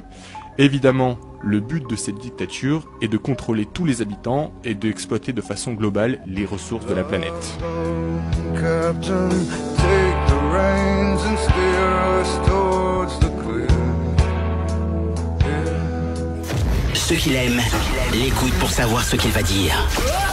Ceux qui en ont peur l'écoutent aussi pour savoir ce qu'il va dire. Bob est sur Ado. Comme tous les soirs, je le répète, Bob vous dit toute la vérité n'aurait pas la même saveur sans vos témoignages, vos réactions. Pour cela, les réseaux sociaux, ce soir encore, vous appartiennent. Et oui, vous pouvez réagir via Twitter, Maudiès Bob Vérité, et sur la page Facebook, Bob vous dit toute la vérité sur Ado. Merci Maud Elliott, et merci aussi à tous ceux qui alimentent les blogs qui parlent de l'émission, à tous ceux qui usent leur réseau pour dire qu'ici sur Ado, il existe un homme qui dit tout haut ce que beaucoup pensent tout bas sans jamais avoir eu le courage de le dire. Et pour commencer, place au projet Bluebeam Project avec Paul Ponceau. Bonsoir Paul. Bonsoir Marc. Non, moi c'est Bob. Bonsoir Bob. Mais c'est pas grave. Un point pour moi. C'est parce que j'ai parlé de Marguerite juste avant. Exactement. Qui est un ami d'ailleurs. Oui, c'est pour ça. Comme ça détend l'atmosphère. Alors Paul, vous êtes chercheur de vérité, un peu comme moi. Alors vous avez écrit Le plan secret du diable, édité à compte d'auteur. Il parle, ce bouquin, de présence reptilienne, donc du projet Bluebeam, des nouvelles vibrations et de la mise en place du nouvel ordre mondial. Alors, pour ceux qui connaissent pas du tout, qui sont pas du tout branchés, en quelques mots, c'est quoi le Bluebeam Project? Le Bluebeam Project, c'est tout simplement la volonté de mettre en scène l'arrivée d'un faux sauveur pour extorquer le consentement de l'humanité à un gouvernement mondial, à une religion mondiale. Et tout ça sous fond de nouvelles vibrations, de réveil de l'humain. Donc ce nouveau sauveur incorporera à la fois les caractéristiques des sauveurs des différentes religions et des caractéristiques scientistes, sous-entendu faux sauveurs extraterrestres, faux messie et tout ça. Voilà. Donc en fait, c'est la grande manip, quoi, en fait, tout simplement. Exactement. La grande manipulation au niveau du mouvement New Age. Manipulation qui s'inscrit d'ailleurs dans tout notre quotidien, dans toute notre vie, à la fois dans notre vie de tous les jours et dans la politique internationale, l'actualité. Voilà. Alors moi, quand on a commencé à travailler sur l'émission, on a vu souvent la NASA revenir. Est-ce que on a dit au départ que c'était la NASA qui était derrière tout cela? Alors j'étais un peu surpris parce qu'il y a un aspect très religieux quand même dans ce Blue Beam Project également. On en parlera, on va le détailler. Est-ce que la NASA est au départ à l'origine de ce projet ou pas du tout? Clairement, la NASA est un des fers de lance du projet. La NASA va être utilisée dans ce projet, mais la NASA n'est pas du tout à l'origine de ce projet. Ce qui est à l'origine de ce projet, c'est essentiellement ce qu'on peut appeler les Illuminati, ce qui est complètement différent des Illuminés de Bavière. Certaines races d'entités extraterrestres ou d'entités sans âme que certains qualifient de reptiliens, d'autres qualifieront dans le langage plus judéo-chrétien de démons, certaines autres personnes les qualifieront de djinns, en bref des entités non humaines. Et il y a également certaines sociétés secrètes qui sont utilisées par les Illuminati, utilisées par les entités non humaines pour mettre en place ce projet. Est-ce qu'il a des chances d'aboutir véritablement ce projet ? Ou est-ce qu'on est vraiment dans une utopie? Parce que arriver à un moment donné, se dire bon, je vais manipuler le monde entier, on peut le faire avec des gens qui sont pas quand un QI tu vois, proche d'une huître. Mais à un moment donné, quand on réfléchit un petit peu, bon, on se dit quand même, il faut pas nous prendre pour des cons, non? La manipulation a lieu tous les jours, à tout moment. Par exemple, moi, je fréquente beaucoup de gens dans le mouvement New Age, des gens dits éveillés, et je suis surpris de voir le nombre de personnes qui se laissent manipuler par des imbécilités, comme par exemple la mascarade de la démocratie, la mascarade de la politique. Beaucoup de gens dans le milieu New Age disent je vote parce que je dois voter, parce que des gens sont morts pour ça. Ils vont voter pour des candidats qui représentent qui sont très souvent deux faces d'une même pièce.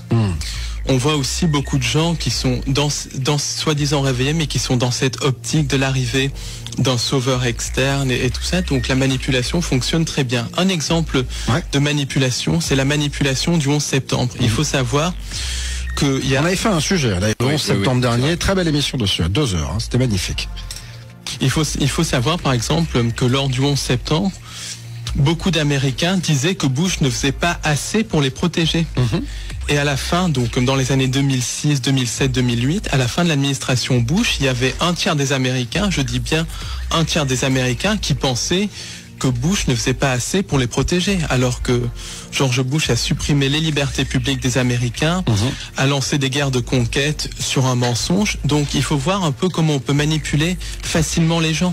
On a toujours la sensation, Paul, que tout ça, ça vient des États-Unis. Est-ce que c'est vrai qu'au départ, la genèse, elle est américaine ou pas? Pas du tout, pas du tout. La genèse de tous ces projets, alors si on remonte à très loin dans le temps, à l'époque sumérienne, égyptienne, babylonienne, à l'époque des civilisations anciennes, la genèse, c'est essentiellement la civilisation de Sumer, la civilisation égyptienne, donc qui est en fait civilisation de Sumer qui allait jusqu'au Caucase, jusqu'en Iran, la civilisation égyptienne, mais il y a aussi un rôle très important de la Chine, du nord de l'Inde, de certaines régions du Tibet. Donc c'est une genèse qui est... Mais donc quand je vous écoute, ça veut dire ça remonte à très loin. C'est une manipulation de l'humanité qui remonte à 6, 7, 10 000 ans et même à des temps bien antérieurs, à l'époque du déluge. Donc il y a à peu près 12 000 ans et encore... Mais déjà, Paul, moi j'ai l'impression quand même qu'aujourd'hui, les religions, elles manipulent déjà tout le monde. C'est-à-dire que... j'en viens justement. De nos jours, en fait, le point principal de la manipulation, c'est l'Europe. Alors je dirais qu'il y a plusieurs lieux de manipulation. Le lieu de manipulation numéro 1, c'est la City de Londres qui manipule la finance. Numéro 1, ex aequo avec le Vatican, avec Rome qui manipule la spiritualité. Beaucoup de choses sont dirigées du Vatican, qui est une institution sataniste qui a perverti complètement le message du Christ. Il y a aussi une manipulation au niveau de Bruxelles avec l'OTAN, qui est une armée mondiale. Au niveau aussi de l'Allemagne, parce que les réseaux nazis sont extrêmement importants dans ce qu'on peut appeler le nouvel ordre mondial. Et au niveau de la ville de Paris, la ville lumière, qui est une des capitales philosophiques du nouvel ordre mondial. Donc c'est au niveau de l'Europe qu'a lieu l'essentiel de la manipulation. Et au niveau de l'Asie, la Chine joue un rôle très important dans cette manipulation, puisque, pour faire simple, l'essor de la Chine a été voulu, justement, et c'était calculé, c'était prévu. C'est calculé, voilà. C'est complètement prévu que la Chine arrive au sommet de l'élite mondiale. Parce que la Chine, c'est un blueprint de la société du nouvel ordre mondial. Bien sûr, Paul, vous annoncez des choses, mais j'imagine que vous avez basé vos écrits sur des recherches. Exactement. Comment s'est passé déjà vos recherches et sur quoi vous vous appuyez? Alors écoutez, déjà je m'appuie sur 20 ans de recherche, puisque j'ai 32 ans, mais j'étudie ça depuis l'âge de 12-13 ans. Je me base aussi sur beaucoup de témoignages, j'ai rencontré beaucoup de gens. En plus, je me base sur beaucoup de lectures, j'ai beaucoup lu sur le sujet. J'ai aussi une formation scientifique, je suis biologiste et journaliste scientifique de formation. Donc j'arrive quand même à décerner ce qui est vrai et ce qui est pas vrai. Et puis je me base aussi sur beaucoup d'intuition et sur la logique. Quand on regarde les actualités, il se passe les mêmes choses, la même diminution des libertés en France, en Angleterre, aux États-Unis, en Afrique du Sud, en Inde. Quand on voit que les mêmes choses se passent dans différents pays, on voit qu'il y a un plan coordonné qui est en train de se mettre en place dans tous les pays du monde. On est cuit ou pas avec ça? Parce que quand je vous écoute, je me dis on est dans la merde, parce que ça a déjà commencé depuis pas mal de temps. Ça a commencé depuis très longtemps. Alors, si on est dans la merde ou pas, ça dépend de nous, parce que on peut se rebeller, vous pensez? On peut se rebeller. Alors, comment on peut s'en sortir? Déjà, une non-collaboration avec le système, une non-collaboration pacifique, parce que le système, les entités qui dirigent le système se nourrissent de nos émotions de peur, se nourrissent de notre souffrance. Donc, surtout, une non-collaboration pacifique. Toute la violence et tout ça fait le jeu du système. Donc, toujours non-collaboration pacifique. Comment faire pour non collaborer? C'est-à-dire, déjà, quand une décision nous paraît injuste, ne pas participer à cette décision, et quand au fond de nous, on sent qu'on ne doit pas faire quelque chose, ne pas le faire. Quand on sent qu'on doit faire quelque chose, le faire. C'est essentiellement ça, la non-collaboration. Par exemple, il y a un gros problème à l'heure actuelle avec la vaccinologie.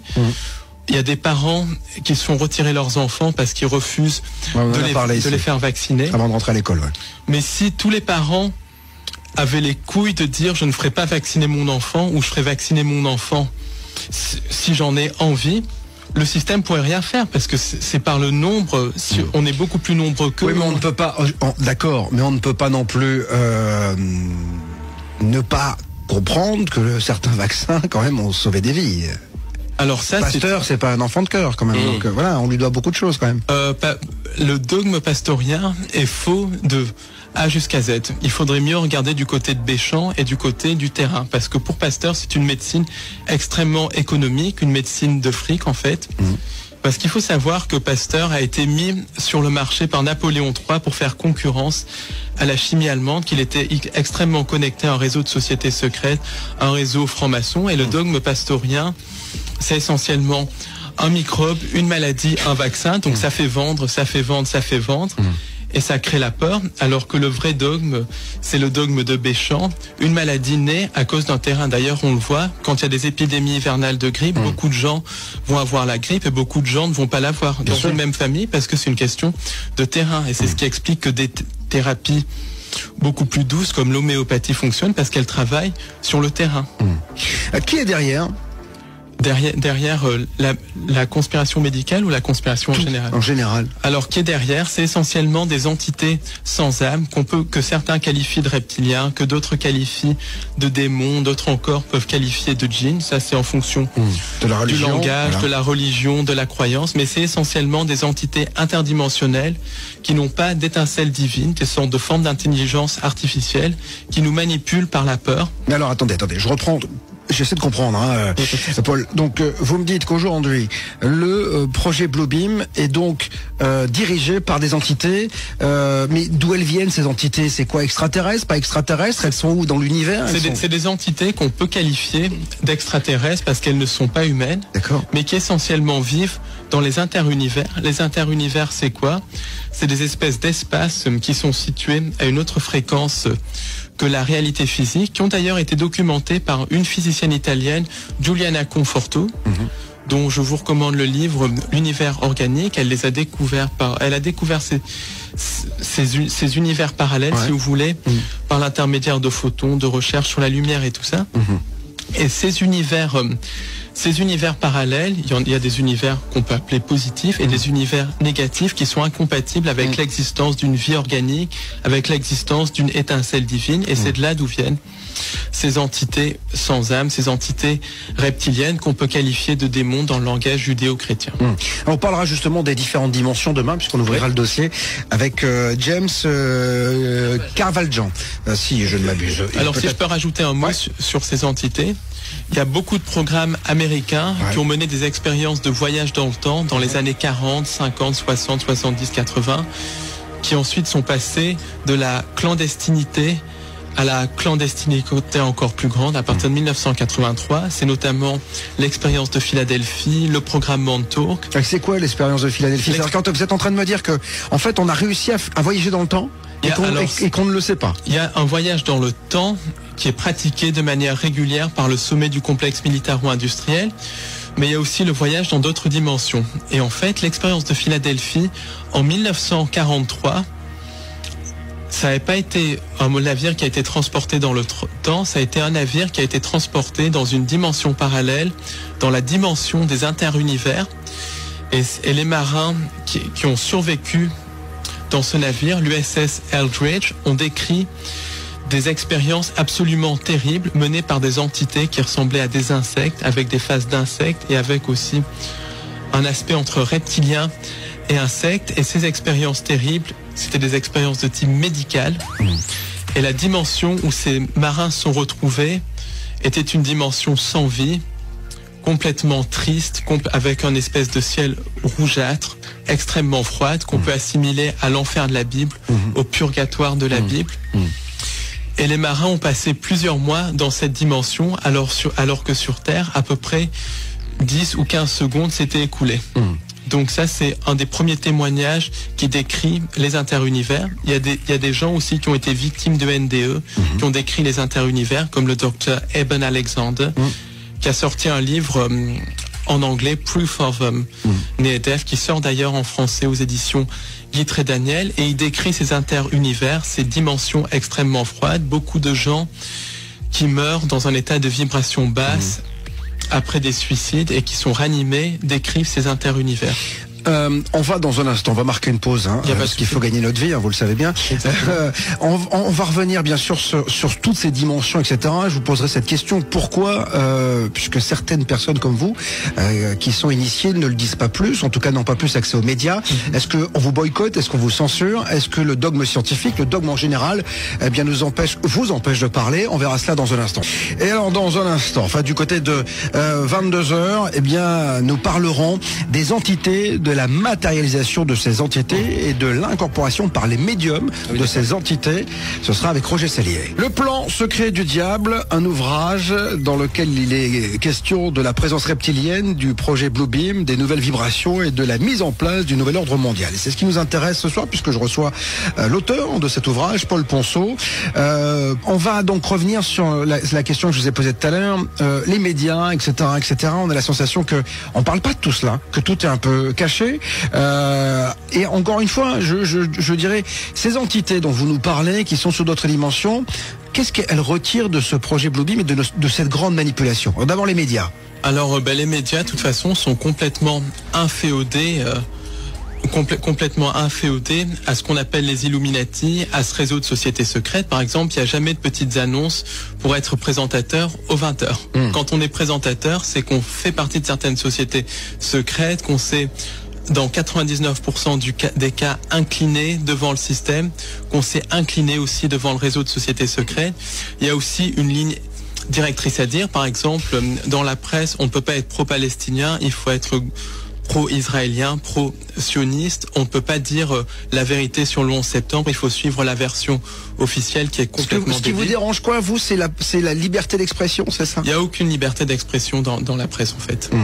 La presse, c'est la propagande du régime, que le régime soit de droite ou de gauche, parce que droite et gauche, c'est la même chose.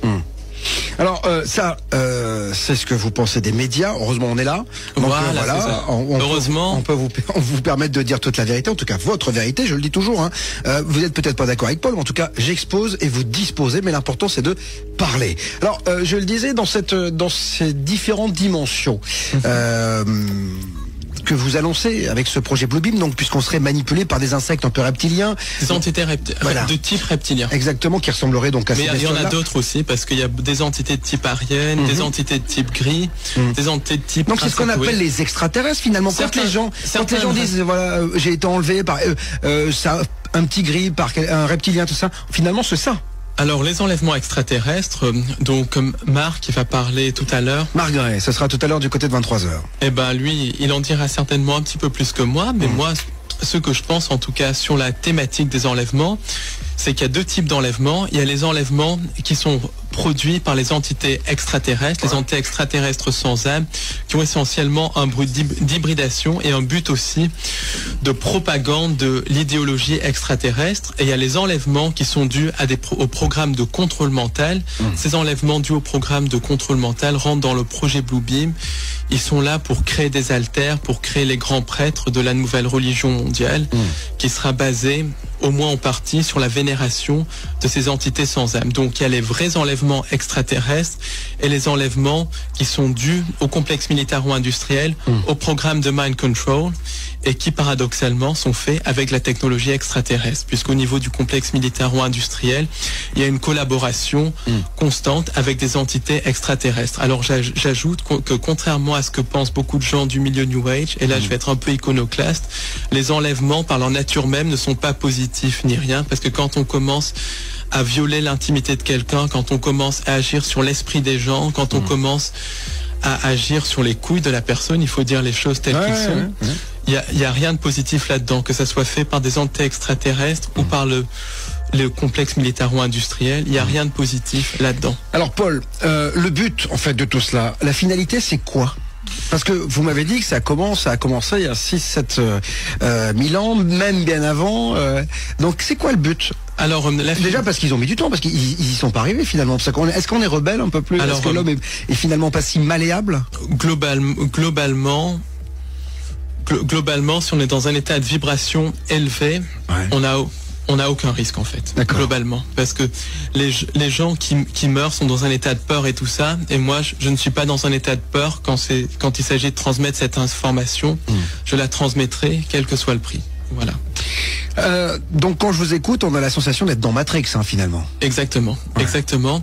On est dans Matrix. Alors le projet Bluebeam, pourquoi il se met en place maintenant ? Pourquoi ça met autant de temps ?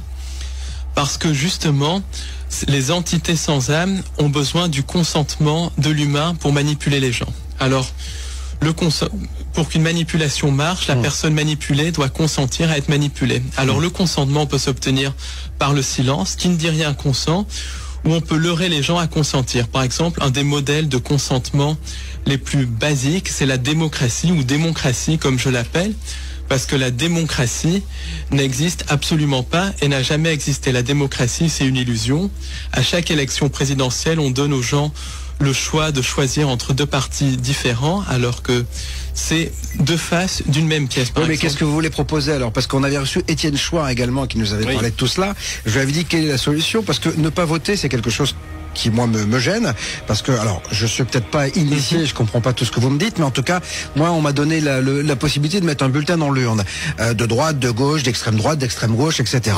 Et puis je me dis que finalement au cours du temps, on voit encore qu'il y a quand même certains pays qui sont toujours sur un régime de dictateur, et puis d'autres qui sont en tout cas de ce côté-ci de l'Atlantique, plutôt des régimes de démocratie. Alors même si je pense que quand vous me parlez de dictature, c'est la dictature de la finance, etc. C'est ce que vous avez. Mais on est quand même vachement plus libre qu'au Mali, par exemple, où on voyait que, vous voyez, on est quand même. Encore qu'au Mali, il y a un génocide qui est en train d'avoir lieu, une guerre coloniale qui est en train d'avoir lieu, parce que quand un régime est à bout de souffle, quand un régime veut détourner l'attention des choses, il envoie les troupes pour des guerres coloniales. C'est arrivé dans les années 70. Vous êtes en train de me dire qu'en fait c'est pour c'est un leurre, en fait, c'est ça? Exactement. Pour gommer la politique de François Hollande, c'est ça? Alors la guerre du Mali, donc justement on peut en parler, ça. Pas trop, parce qu'on va surtout revenir sur le projet Bluebeam, mais non mais allez-y vite fait. Ouais, la guerre au Mali, donc elle peut s'interpréter à plusieurs niveaux. En premier lieu, donc c'est un espèce de leurre pour créer une guerre, pour détourner les gens de toute l'austérité économique qui est en train de se mettre en place. Bon, on peut élaborer là-dessus. En second lieu, c'est une guerre pour s'emparer des richesses du Mali. C'est un pays qui est extrêmement riche en pétrole, en hydrocarbures, en minerais. Oui, mais il y a quand même une base au départ. On est là quand même pour les aider. On peut pas laisser faire les exactions, tout ce qui se passe quand même en Mali. Mais les gens qui sont derrière les exactions sont financés par la CIA. Les groupes comme AQMI et tout ça sont liés à Al-Qaïda. Al-Qaïda, qui est une création de la CIA, qui a été créée par la CIA dans les années 80 pour lutter contre les soviétiques en Afghanistan, et qui utilisait tantôt comme le gentil, tantôt comme le méchant. Mais alors pourquoi vous me dites, parce que c'est vrai que moi depuis que je suis tout gauche, j'ai toujours entendu dire que la CIA était derrière tout, et pourquoi aujourd'hui on laisse faire encore? Aujourd'hui on laisse faire. Tout le monde le sait, pourquoi on laisse faire? Ben le problème, c'est que ce n'est pas la CIA qui est derrière les choses. La CIA, c'est le bras armé, l'Amérique, c'est le bras armé, mais ce qui est derrière, c'est des sociétés secrètes européennes. Et les gens le savent, mais ils ne disent rien. Et donc, quand les gens ne disent rien, ils consentent. Parce que les gens sont trop occupés par la bière qui est offrée, par leur match de foot, par leur quotidien, par aller s'envoyer en l'air les week-ends. Mais dites-moi, vous devez être super malheureux finalement, vous? Pas du tout. Ah bon? Parce que quand vous faites le constat, j'ai l'impression qu'on est dans la merde, que finalement on est totalement manipulé. Et je me dis, comment vous arrivez-vous à avoir votre petite lumière de bonheur? Alors ma petite lumière de bonheur, c'est par mes proches, d'ailleurs, qui est ici. Ma petite lumière de bonheur aussi, c'est par cette recherche, en transmettant cette information aux gens, en leur disant comment se libérer. Et puis en ayant compris qu'il y a autre chose que ce monde de merde, et en ayant compris notre véritable nature, qui est une nature divine, et en essayant de comprendre les règles du jeu. Et les règles du jeu, c'est justement de comprendre qu'on est dans une matrice, qu'on est prisonnier de ce système, de cette lumière artificielle qu'on peut appeler lumière luciférienne, qu'on peut appeler la matrice, qu'on peut appeler l'égrégore. Et le but du jeu, c'est de sortir de ça. La matrice, nous sommes en plein dedans. Des entités seraient là derrière ce projet Bluebeam. Des entités qui n'ont pas un but très sympathique à notre égard, Paul. Hein. Exactement. Globalement, leur but en fait, c'est nous utiliser comme pile électrique. Et le film Matrix est très révélateur en cela. Et à terme, le but, c'est de créer les univers, recréer les univers inorganiques, recréer ce qu'on appelle les interunivers sur Terre, c'est-à-dire de faire fusionner l'homme avec la machine. C'est la société transhumaniste, et tout cela, ça implique le génocide de plusieurs milliards de personnes. C'est ce qu'on appelle le nouvel ordre mondial, en fait. C'est le nouvel ordre mondial, mais qui est un ordre transhumaniste, eugéniste, avec le génocide de plusieurs milliards de personnes, en particulier les races dites inférieures par les entités qui nous dirigent, parce que ces entités et les Illuminati sont profondément racistes. Les terriens, on est des races inférieures, c'est ça, par rapport à ces entités? Les terriens, on est à la fois des races inférieures, parce qu'on n'a pas la technologie, mais aussi des races supérieures. Elles nous craignent et elles nous utilisent, parce que si on se réveille, on a l'étincelle divine que ces entités n'ont pas. Et c'est nous, et elles nous leurrent à créer notre propre asservissement, notre propre prison, parce qu'elles n'ont pas de capacité créatrice. C'est nous qui créons notre prison pour eux. Mais essentiellement, il y a un atout fondamental sur la Terre, c'est la race humaine. Et la race humaine semble posséder une étincelle divine extrêmement importante. Et en plus, il y a toute cette diversité de vie sur Terre qui, d'après ce que disent certains contactés extraterrestres, ne se retrouve pas ailleurs dans l'univers. Donc il y a plein de raisons à ça. Alors, maintenant, j'ai envie de savoir, comment ça va se passer, en tout cas là dans les années qui viennent, comment ça se passe, quel est le process quoi. Alors le process déjà, c'est notre choix où on sort où on retrouve notre vraie nature avec l'aide des nouvelles vibrations qui sont en train d'arriver, sur lesquelles je reparlerai un petit peu plus tard. On sort de la matrice et on retrouve notre vraie nature, notre nature divine qu'on n'aurait jamais dû perdre. Ou bien c'est quoi cette nature divine qu'on a perdue? Cette nature divine, c'est essentiellement la nature de créateur infini. On est capable de créer notre réalité. On est possibilité infinie. On est capable de créer. J'essaie de comprendre, Paul. Créer notre réalité, ça veut dire quoi? On est des êtres créateurs. À un moment donné, avant qu'il y eut cette arrivée d'entités extraterrestres sans âme, on pouvait littéralement créer par la pensée. On le peut toujours, mais c'est beaucoup plus voilé et tout ça. D'accord. On est des êtres créateurs, on est capable de tout et surtout on a notre connexion divine. On est possibilité infinie. On va parler de l'ADN dans un instant. Exactement. Parce que je crois qu'il y a un programme à l'intérieur de notre ADN. Restez donc avec nous, c'est passionnant, le projet Bluebeam, le Bluebeam Project, si vous parlez bilingue comme moi. Je parle bilingue. Je parle bilingue, moi, monsieur. C'est comme ça, c'est Ado, mon nom est Bob et je vous dis toute la vérité. Ça réagit énormément, mon Elliot. Il y a beaucoup de questions pour savoir de quoi se nourrissent les entités sans âme.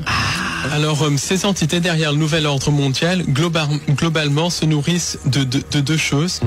Alors, elles se nourrissent de sang humain par l'intermédiaire des Illuminati, en possédant les Illuminati, et surtout de nos peurs, de toutes nos émotions liées à la peur. Et ça explique la recrudescence de rituels sataniques à travers le monde, parce que les réseaux sataniques sont une réalité. Le satanisme, c'est un cancer de la société, c'est ce qui fait tourner les Illuminati. Et les rituels sataniques, c'est quelque chose qui a lieu dans les hôtels particuliers parisiens, les hôtels particuliers londoniens, les hôtels particuliers de New York, les palais de Shanghai. En fait, c'est chez les riches, quoi, vous êtes en train de me dire ça, parce qu'un hôtel particulier à Paris, ça vaut 15 millions d'euros. Donc, voilà, c'est même pas chez les riches. Chez les initiés, dans les familles Illuminati, dans certaines loges de sociétés secrètes, c'est un des cancers de la société. C'est un sujet qui est tabou, même parmi les chercheurs de vérité, et c'est un sujet que j'ai envie d'exposer, de dénoncer, parce que c'est vraiment un génocide qui a lieu sous nos yeux. Et attendez, qu'est-ce qu'ils font dans ces rituels sataniques? Ils tuent pas des gens quand même. Dans ces rituels sataniques, il y a justement une composante de sacrifice humain. Et c'est un ciment qui relie malheureusement le monde de la politique, une partie du monde de la politique bien sûr. Mais que fait la police? La police est très souvent corrompue par ça ou est très souvent ignorante. Par exemple, en Angleterre. Enfin, on a les services secrets, on a des gens quand même qui sont de la DGSE, des gens ont des RG, on sait tout aujourd'hui sur tout le monde. Alors, on peut pas croire, Paul, qu'il y a des gens dans des hôtels particuliers qui font des sacrifices humains, qui se nourrissent de sang, et que la police ne fait rien et qu'on le sait pas. Beaucoup de gens dans les services secrets sont complices de tout cela à un certain niveau. Beaucoup de gens à un certain niveau dans la police, et encore une fois pas tous, sont complices de ça. Et beaucoup d'autres policiers refusent même de voir la vérité en face, parce que pour eux ça paraît incroyable, et pourtant c'est vrai. Exemple, il y a en Angleterre une affaire qui vient de sortir, qui est l'affaire Jimmy Savile. Alors l'affaire Jimmy Savile, c'est en gros une affaire de pédophilie qui implique un ancien présentateur de télévision anglais décédé en 2011, Jimmy Savile. Et Jimmy Savile avait ses entrées au niveau de la noblesse anglaise, de la très haute noblesse anglaise, au niveau d'une certaine famille qu'on ne nomme pas. Il avait ses entrées aussi au niveau de beaucoup d'hommes politiques anglais, des deux partis, travaillistes et conservateurs. Et cet homme-là est un des plus grands délinquants sexuels du Royaume-Uni. Il a abusé plus de 500 enfants. Pendant 30 ans, il y a eu une omerta totale. Et maintenant, il y a des témoignages qui commencent à sortir, qui disent que Jimmy Savile participait à des rituels sataniques avec des hommes politiques au niveau de l'île de Jersey, dans certains palais et tout ça.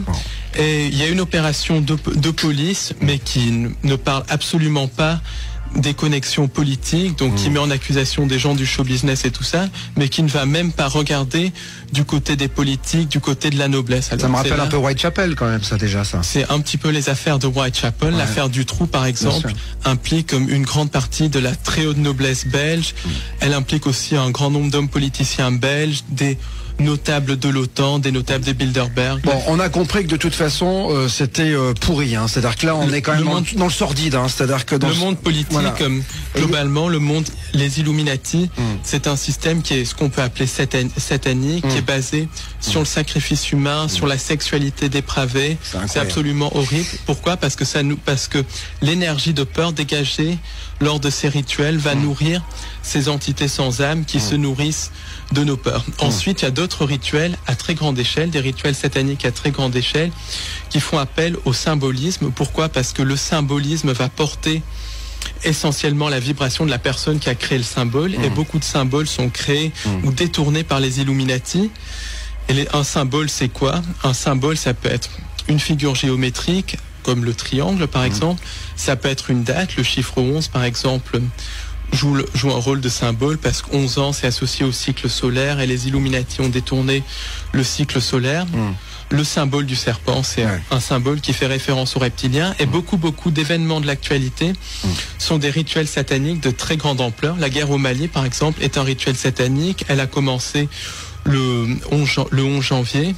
L'affaire Mera aussi porte beaucoup d'éléments qui laisse penser qu'il s'agit d'un rituel satanique avec un début le 11 mars, une fin le 22 mars. On va laisser la fermière parce que je crois qu'en ce moment en plus on en reparle énormément, donc on va laisser ça parce qu'en plus il y a des gens qui ont été touchés là-dessus, mais moi j'aimerais quand même qu'on revienne sur le programme donc à l'intérieur de notre ADN. Alors c'est quoi ? Alors dans notre en fait globalement l'homme a été génétiquement modifié par ces entités sans âme. Pourquoi génétiquement modifié ? Parce que ces entités sans âme ont créé ce qu'on appelle le subconscient, ce qu'on appelle l'ego, et et l'ego est extrêmement lié à l'ADN. On modifie l'ADN, on modifie l'ego, et beaucoup de gens sont sous le contrôle de leur ego. Quand on voit les gens dans le métro qui sont dans la routine métro, boulot, dodo, il y a des gens qui n'ont jamais pensé dans toute leur vie par eux-mêmes, qui sont complètement sous le contrôle de leur ego ou de leur subconscient.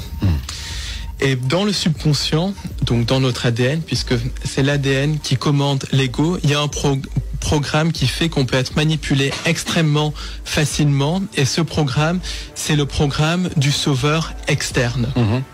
Qu'est-ce que c'est que le programme du sauveur externe ? C'est ce programme qui fait qu'on donne notre énergie à quelqu'un d'autre pour venir nous sauver. Et le Blue Beam va faire appel à ça. Essentiellement, les entités sans âme et les Illuminati vont créer un maximum de chaos pour que le chaos organisé ? Un chaos organisé pour que les humains demandent l'arrivée d'un sauveur externe ou accueille à bras ouverts un sauveur externe. Et ça, quand un humain accueille un sauveur externe, c'est un consentement. Et là, les humains consentiraient à être régentés directement par les entités sans âme et au nouvel ordre mondial. Alors vous dites que vous avez rencontré un homme qui vous a dit avoir été modifié avec l'ADN d'un dauphin, c'est exactement. Ça ? C'est-à-dire ? Alors, c'est-à-dire que... C'est un programme quoi, militaire ? Un programme militaire qui a eu lieu en France. Et j'ai discuté avec cet homme au cours d'une conférence que j'ai donnée en province. Je ne parlerai pas du nom de la ville. Et au début, je pensais que cet homme me disait des bêtises. Mais je lui ai parlé pendant longtemps et j'ai ressenti une grande sincérité. Et il a expliqué avoir été modifié par de l'ADN, avec de l'ADN de dauphin, dans le cadre d'une expérience militaire. Pourquoi ? Parce que les militaires, le complexe militaro-industriel de haut niveau a une technologie qui a plusieurs milliers d'années d'avance sur ce que l'on connaît. Et je vais vous dire ce que c'est un peu les technologies. Il y a des technologies de contrôle du climat, le projet ARP, des technologies d'antigravitation. Donc beaucoup d'ovnis sont extraterrestres, mais encore plus d'ovnis sont des armes secrètes du complexe militaro-industriel, du nouvel ordre mondial. Il y a une technologie d'hologramme, des créations d'hologrammes qui sont très utilisées dans le projet Blue Beam. Il y a des technologies aussi de clonage humain, de modification de l'humain. Il y a des programmes de création de chimères mi-humaines, mi-extraterrestres. Il y a aussi des programmes de voyage dans le temps et il y a des programmes de création d'armes à énergie dirigée, par exemple, pour en venir au 11 septembre, qui est d'ailleurs aussi un rituel satanique d'extraction d'énergie qui fait appel à beaucoup de symbolisme de la magie crowleyenne, Aleister Crowley, dont la magie est extrêmement utilisée par les Illuminati. Le 11 septembre, ça va bien au-delà de ces histoires de termites et tout ça. C'est un attentat sous fausse bannière qui a été fait par l'utilisation d'armes à énergie dirigée. Et pour cela, je vous invite à aller sur le site du docteur Judy Wood. Alors, Judy, G-U-D-Y, Wood, W-O-O-D, W-2-O-D. Et elle démontre de manière scientifique, c'est une physicienne du bâtiment, qu'au cours du 11 septembre, des armes à énergie dirigée ont été utilisées. Donc voilà un petit peu un échantillon des technologies qui sont utilisées par le sommet du complexe militaro-industriel et qui seront extrêmement utilisées lors du projet Bluebeam. Projet Bluebeam qui a beaucoup de niveaux, ça va extrêmement loin, qui fait appel à la fois à un faux messie, à la fois à une fausse invasion extraterrestre. Parce que vous dites à un moment donné aussi qu'il va y avoir la mise en place d'une religion universelle. Exactement. C'est-à-dire qu'en fait tous nos dogmes religieux vont tomber là. Tous les dogmes religieux vont tomber. Mais Paul, moi la question que j'ai envie de vous poser, pourquoi tout le temps Satan? Pourquoi c'est toujours aussi sombre que ça? Pourquoi c'est si sombre que ça? Moi je suis là, vous voyez, ça fait 50 minutes qu'on discute. Et comment ça faire peur? Je me dis mais qu'est-ce qui va se passer? C'est-à-dire que on peut, parce que vous me disiez tout à l'heure, l'homme va se réveiller. En tout cas, on peut s'en sortir. On peut complètement. Voilà, mais combien de temps ça va prendre déjà? On peut s'en sortir extrêmement rapidement. Déjà, il y a des nouvelles vibrations qui sont en train d'arriver, qui sont en train d'agir sur les interunivers, qui expliquent d'ailleurs en partie la mise en place du projet Bluebeam. Ensuite, on peut se réveiller. Quand on veut, il suffit de prendre conscience qu'on est dans une prison, d'identifier notre ego et théoriquement, on peut se réveiller extrêmement rapidement. Le problème, c'est qu'on a tout un formatage par le système d'éducation qui est un système d'endoctrinement. On a tout un formatage aussi par les copains. Oh, on peut pas penser comme ça parce que sinon les copains penseront qu'on est... Justement, ils disent quoi vos amis quand vous leur parlez de tout cela? Alors qu'ils sont pas dans la librairie, hein. Ceux qui sont à l'extérieur. Vous en avez des amis qui sont à l'extérieur de ce groupe-là? J'en ai quelques-uns, mais j'évite d'en parler avec eux parce qu'il y a beaucoup de gens, malheureusement, c'est des murs de briques. On peut pas leur parler. C'est ce que je dis, cette émission ne peut pas être mise entre toutes les oreilles. C'est exactement. Voilà. Alors, on essaye, mais c'est très difficile. Il y a aussi... Je peux vous renvoyer en fait le boomerang, vous pouvez le reprendre dans la tête en fait. Il y a peut-être des gens qui disent oui, mais ces propos, c'est justement lui, le nouvel ordre mondial, qui fait passer toutes ces idées. Vous voyez ce que je veux dire? C'est-à-dire que vous avez une théorie, vous avez là pour le coup tout est vachement réfléchi. Qui ne dit pas que c'est vous finalement qui êtes derrière tout ça? Parce que vous comprenez que je peux vous poser cette question. Oui, bien sûr. En fait, il faut parler de ça parce qu'il faut être complètement au courant de ce qui va se passer. Je donne un exemple. Si on est en train de prendre un pique-nique au milieu d'une voie de chemin de fer parce que tout est beau, tout est magnifique et tout, si on n'est pas conscient que des trains peuvent arriver, on finit par se faire écraser. Donc la première chose pour se sortir de ça, c'est informer les gens, de savoir à quoi on a affaire. Et ensuite, c'est de proposer les solutions. Et les solutions sont extrêmement nombreuses parce qu'on a des aides, je dis bien des aides angéliques, on a aussi beaucoup de solutions au fond de nous-mêmes en fait. Alors vous me disiez aussi, lorsqu'on a préparé l'émission, que les Illuminati ont des technologies qui ont des dizaines d'années d'avance. Ils peuvent donc nous envoyer, puisqu'ils nous envoient des choses plutôt pas mal des fois à des quidam, en disant comme vous et moi, ils envoient des technologies ou des choses comme ça. En tout cas des gens qui sont... vous me parliez tout à l'heure de ce monsieur là qui faisait en banlieue parisienne de l'énergie propre, etc. Mais ils peuvent balancer aussi des infos qui sont pourries. Alors justement, beaucoup de textes de channeling, par exemple, donc beaucoup de textes de channeling sont issus du projet ARP, sont issus du bas astral, sont issus même de manipulation mentale, de déclenchement de programmes de contrôle mental. Par exemple, quand on lit des livres de channeling, je suis dans une librairie, je suis bien placé pour le savoir, il y a beaucoup de livres de channeling, c'est vraiment de la merde, c'est ce qu'il faut dire. Il y a rien dedans, il y a aucune spiritualité à l'intérieur, c'est des messages complètement bateaux et tout, donc il y a énormément de désinformation. L'ufologie par exemple, il y a beaucoup de désinformation qui est balancée dans l'ufologie. Beaucoup de groupes ufologiques sont d'ailleurs tenus par certaines sociétés secrètes, par certains services secrets, et propage justement la propagande du nouvel ordre mondial. La propagande du nouvel ordre mondial, c'est cette fameuse fausse invasion extraterrestre, alors que l'invasion extraterrestre a déjà eu lieu depuis très longtemps. Et il y a aussi l'autre extrême, c'est des sauveurs extraterrestres, pour qu'on délègue notre pouvoir à quelqu'un d'autre, alors que le pouvoir est en nous, ce qui n'exclut pas des aides, parce qu'il y a des aides angéliques, il y a des aides extraterrestres, mais c'est pas des sauveurs. Même moi, j'ai vécu beaucoup d'épreuves il y a 2 ou 3 ans, et pour tenir, qu'on arrivait où j'en suis, il faut une aide extérieure, parce que je n'aurais pas eu la force de continuer. Mais l'aide, ça veut pas dire sauveur. Aide-toi et le ciel t'aidera, dit la Bible. Dites-moi, c'est marrant parce que vous faites référence quand même à la Bible, qui est quand même... La Bible, où il y a beaucoup de trucs sataniques, mais où il y a quelques éléments de vérité à l'intérieur. Bon, bah, tant mieux, j'espère, parce que c'est quand même pas mal écrit quand même. De toute façon, toute bonne désinformation, en fait, va avoir 90% de conneries et 10% de vérité. Il y a toujours de la vérité quelque part. Dites-moi, il n'y a pas un côté parano, parce que c'est ce qu'on nous dit un peu, Nicolas, par contre, me dit, est-ce que il n'y a pas un côté un peu parano dans tout cela? Écoutez, vous comprenez qu'on puisse vous dire ça? Écoutez, on peut retourner l'argument. Qui est le plus paranoïaque, les gens qui pensent qu'il y a des mauvais musulmans qui vont planter des bombes de partout, ou les gens qui s'intéressent au nouvel ordre mondial, qui veulent savoir ce qu'il y a derrière les choses? On rappelle quand même que on dit toujours encore, je le dis toujours, les terroristes, c'est une infime partie de gens qui se disent musulmans. Quand même, les gens dans le monde veulent vivre en paix. C'est vachement important de rappeler, parce que arrêtez de stigmatiser, mesdames et messieurs, parce que ça fait le jeu de certaines partis politiques. Mais justement, beaucoup de gens font l'amalgame déjà entre musulmans et terroristes. Ça, je supporte et le terrorisme islamiste, de toute façon, n'existe pas. Attention. Faut faire très attention. Exact. Le terrorisme, de toute façon, islamiste n'existe absolument pas. Le seul terrorisme, c'est le terrorisme d'État, qui a eu lieu donc le 11 septembre, qui a été fomenté par les néoconservateurs américains. Le gouvernement anglais est à l'origine, par exemple, des attentats du 7 juillet à Londres. Parce qu'en fait, tout est gouvernement. En fait, alors pour le coup, c'est la vraie manipulation gouvernementale. Voilà, on est vraiment des pions, et les gouvernements de tous les pays font ce qu'ils veulent de leurs citoyens et de leurs concitoyens. Exactement. Les gouvernements, comme dirait Guylaine Langto, le gouvernement gouverne aimant. Guylaine Langto, c'est la fondatrice du mouvement Personocratia, en fait, qui est un mouvement qui dit qu'il faut qu'on récupère notre propre pouvoir. Alors, juste, on va se quitter malheureusement dans 2 minutes. Vous reviendrez, j'imagine, pour continuer à en parler. Un contre-plan. Il y a un contre-plan. Qu'est-ce que vous me... Voilà, moi, je vais rentrer chez moi ce soir. Qu'est-ce que je dois me mettre dans la tête? Alors, le contre-plan, déjà. Alors, globalement, le contre-plan, c'est qu'il y a des nouvelles vibrations qui sont en train d'arriver.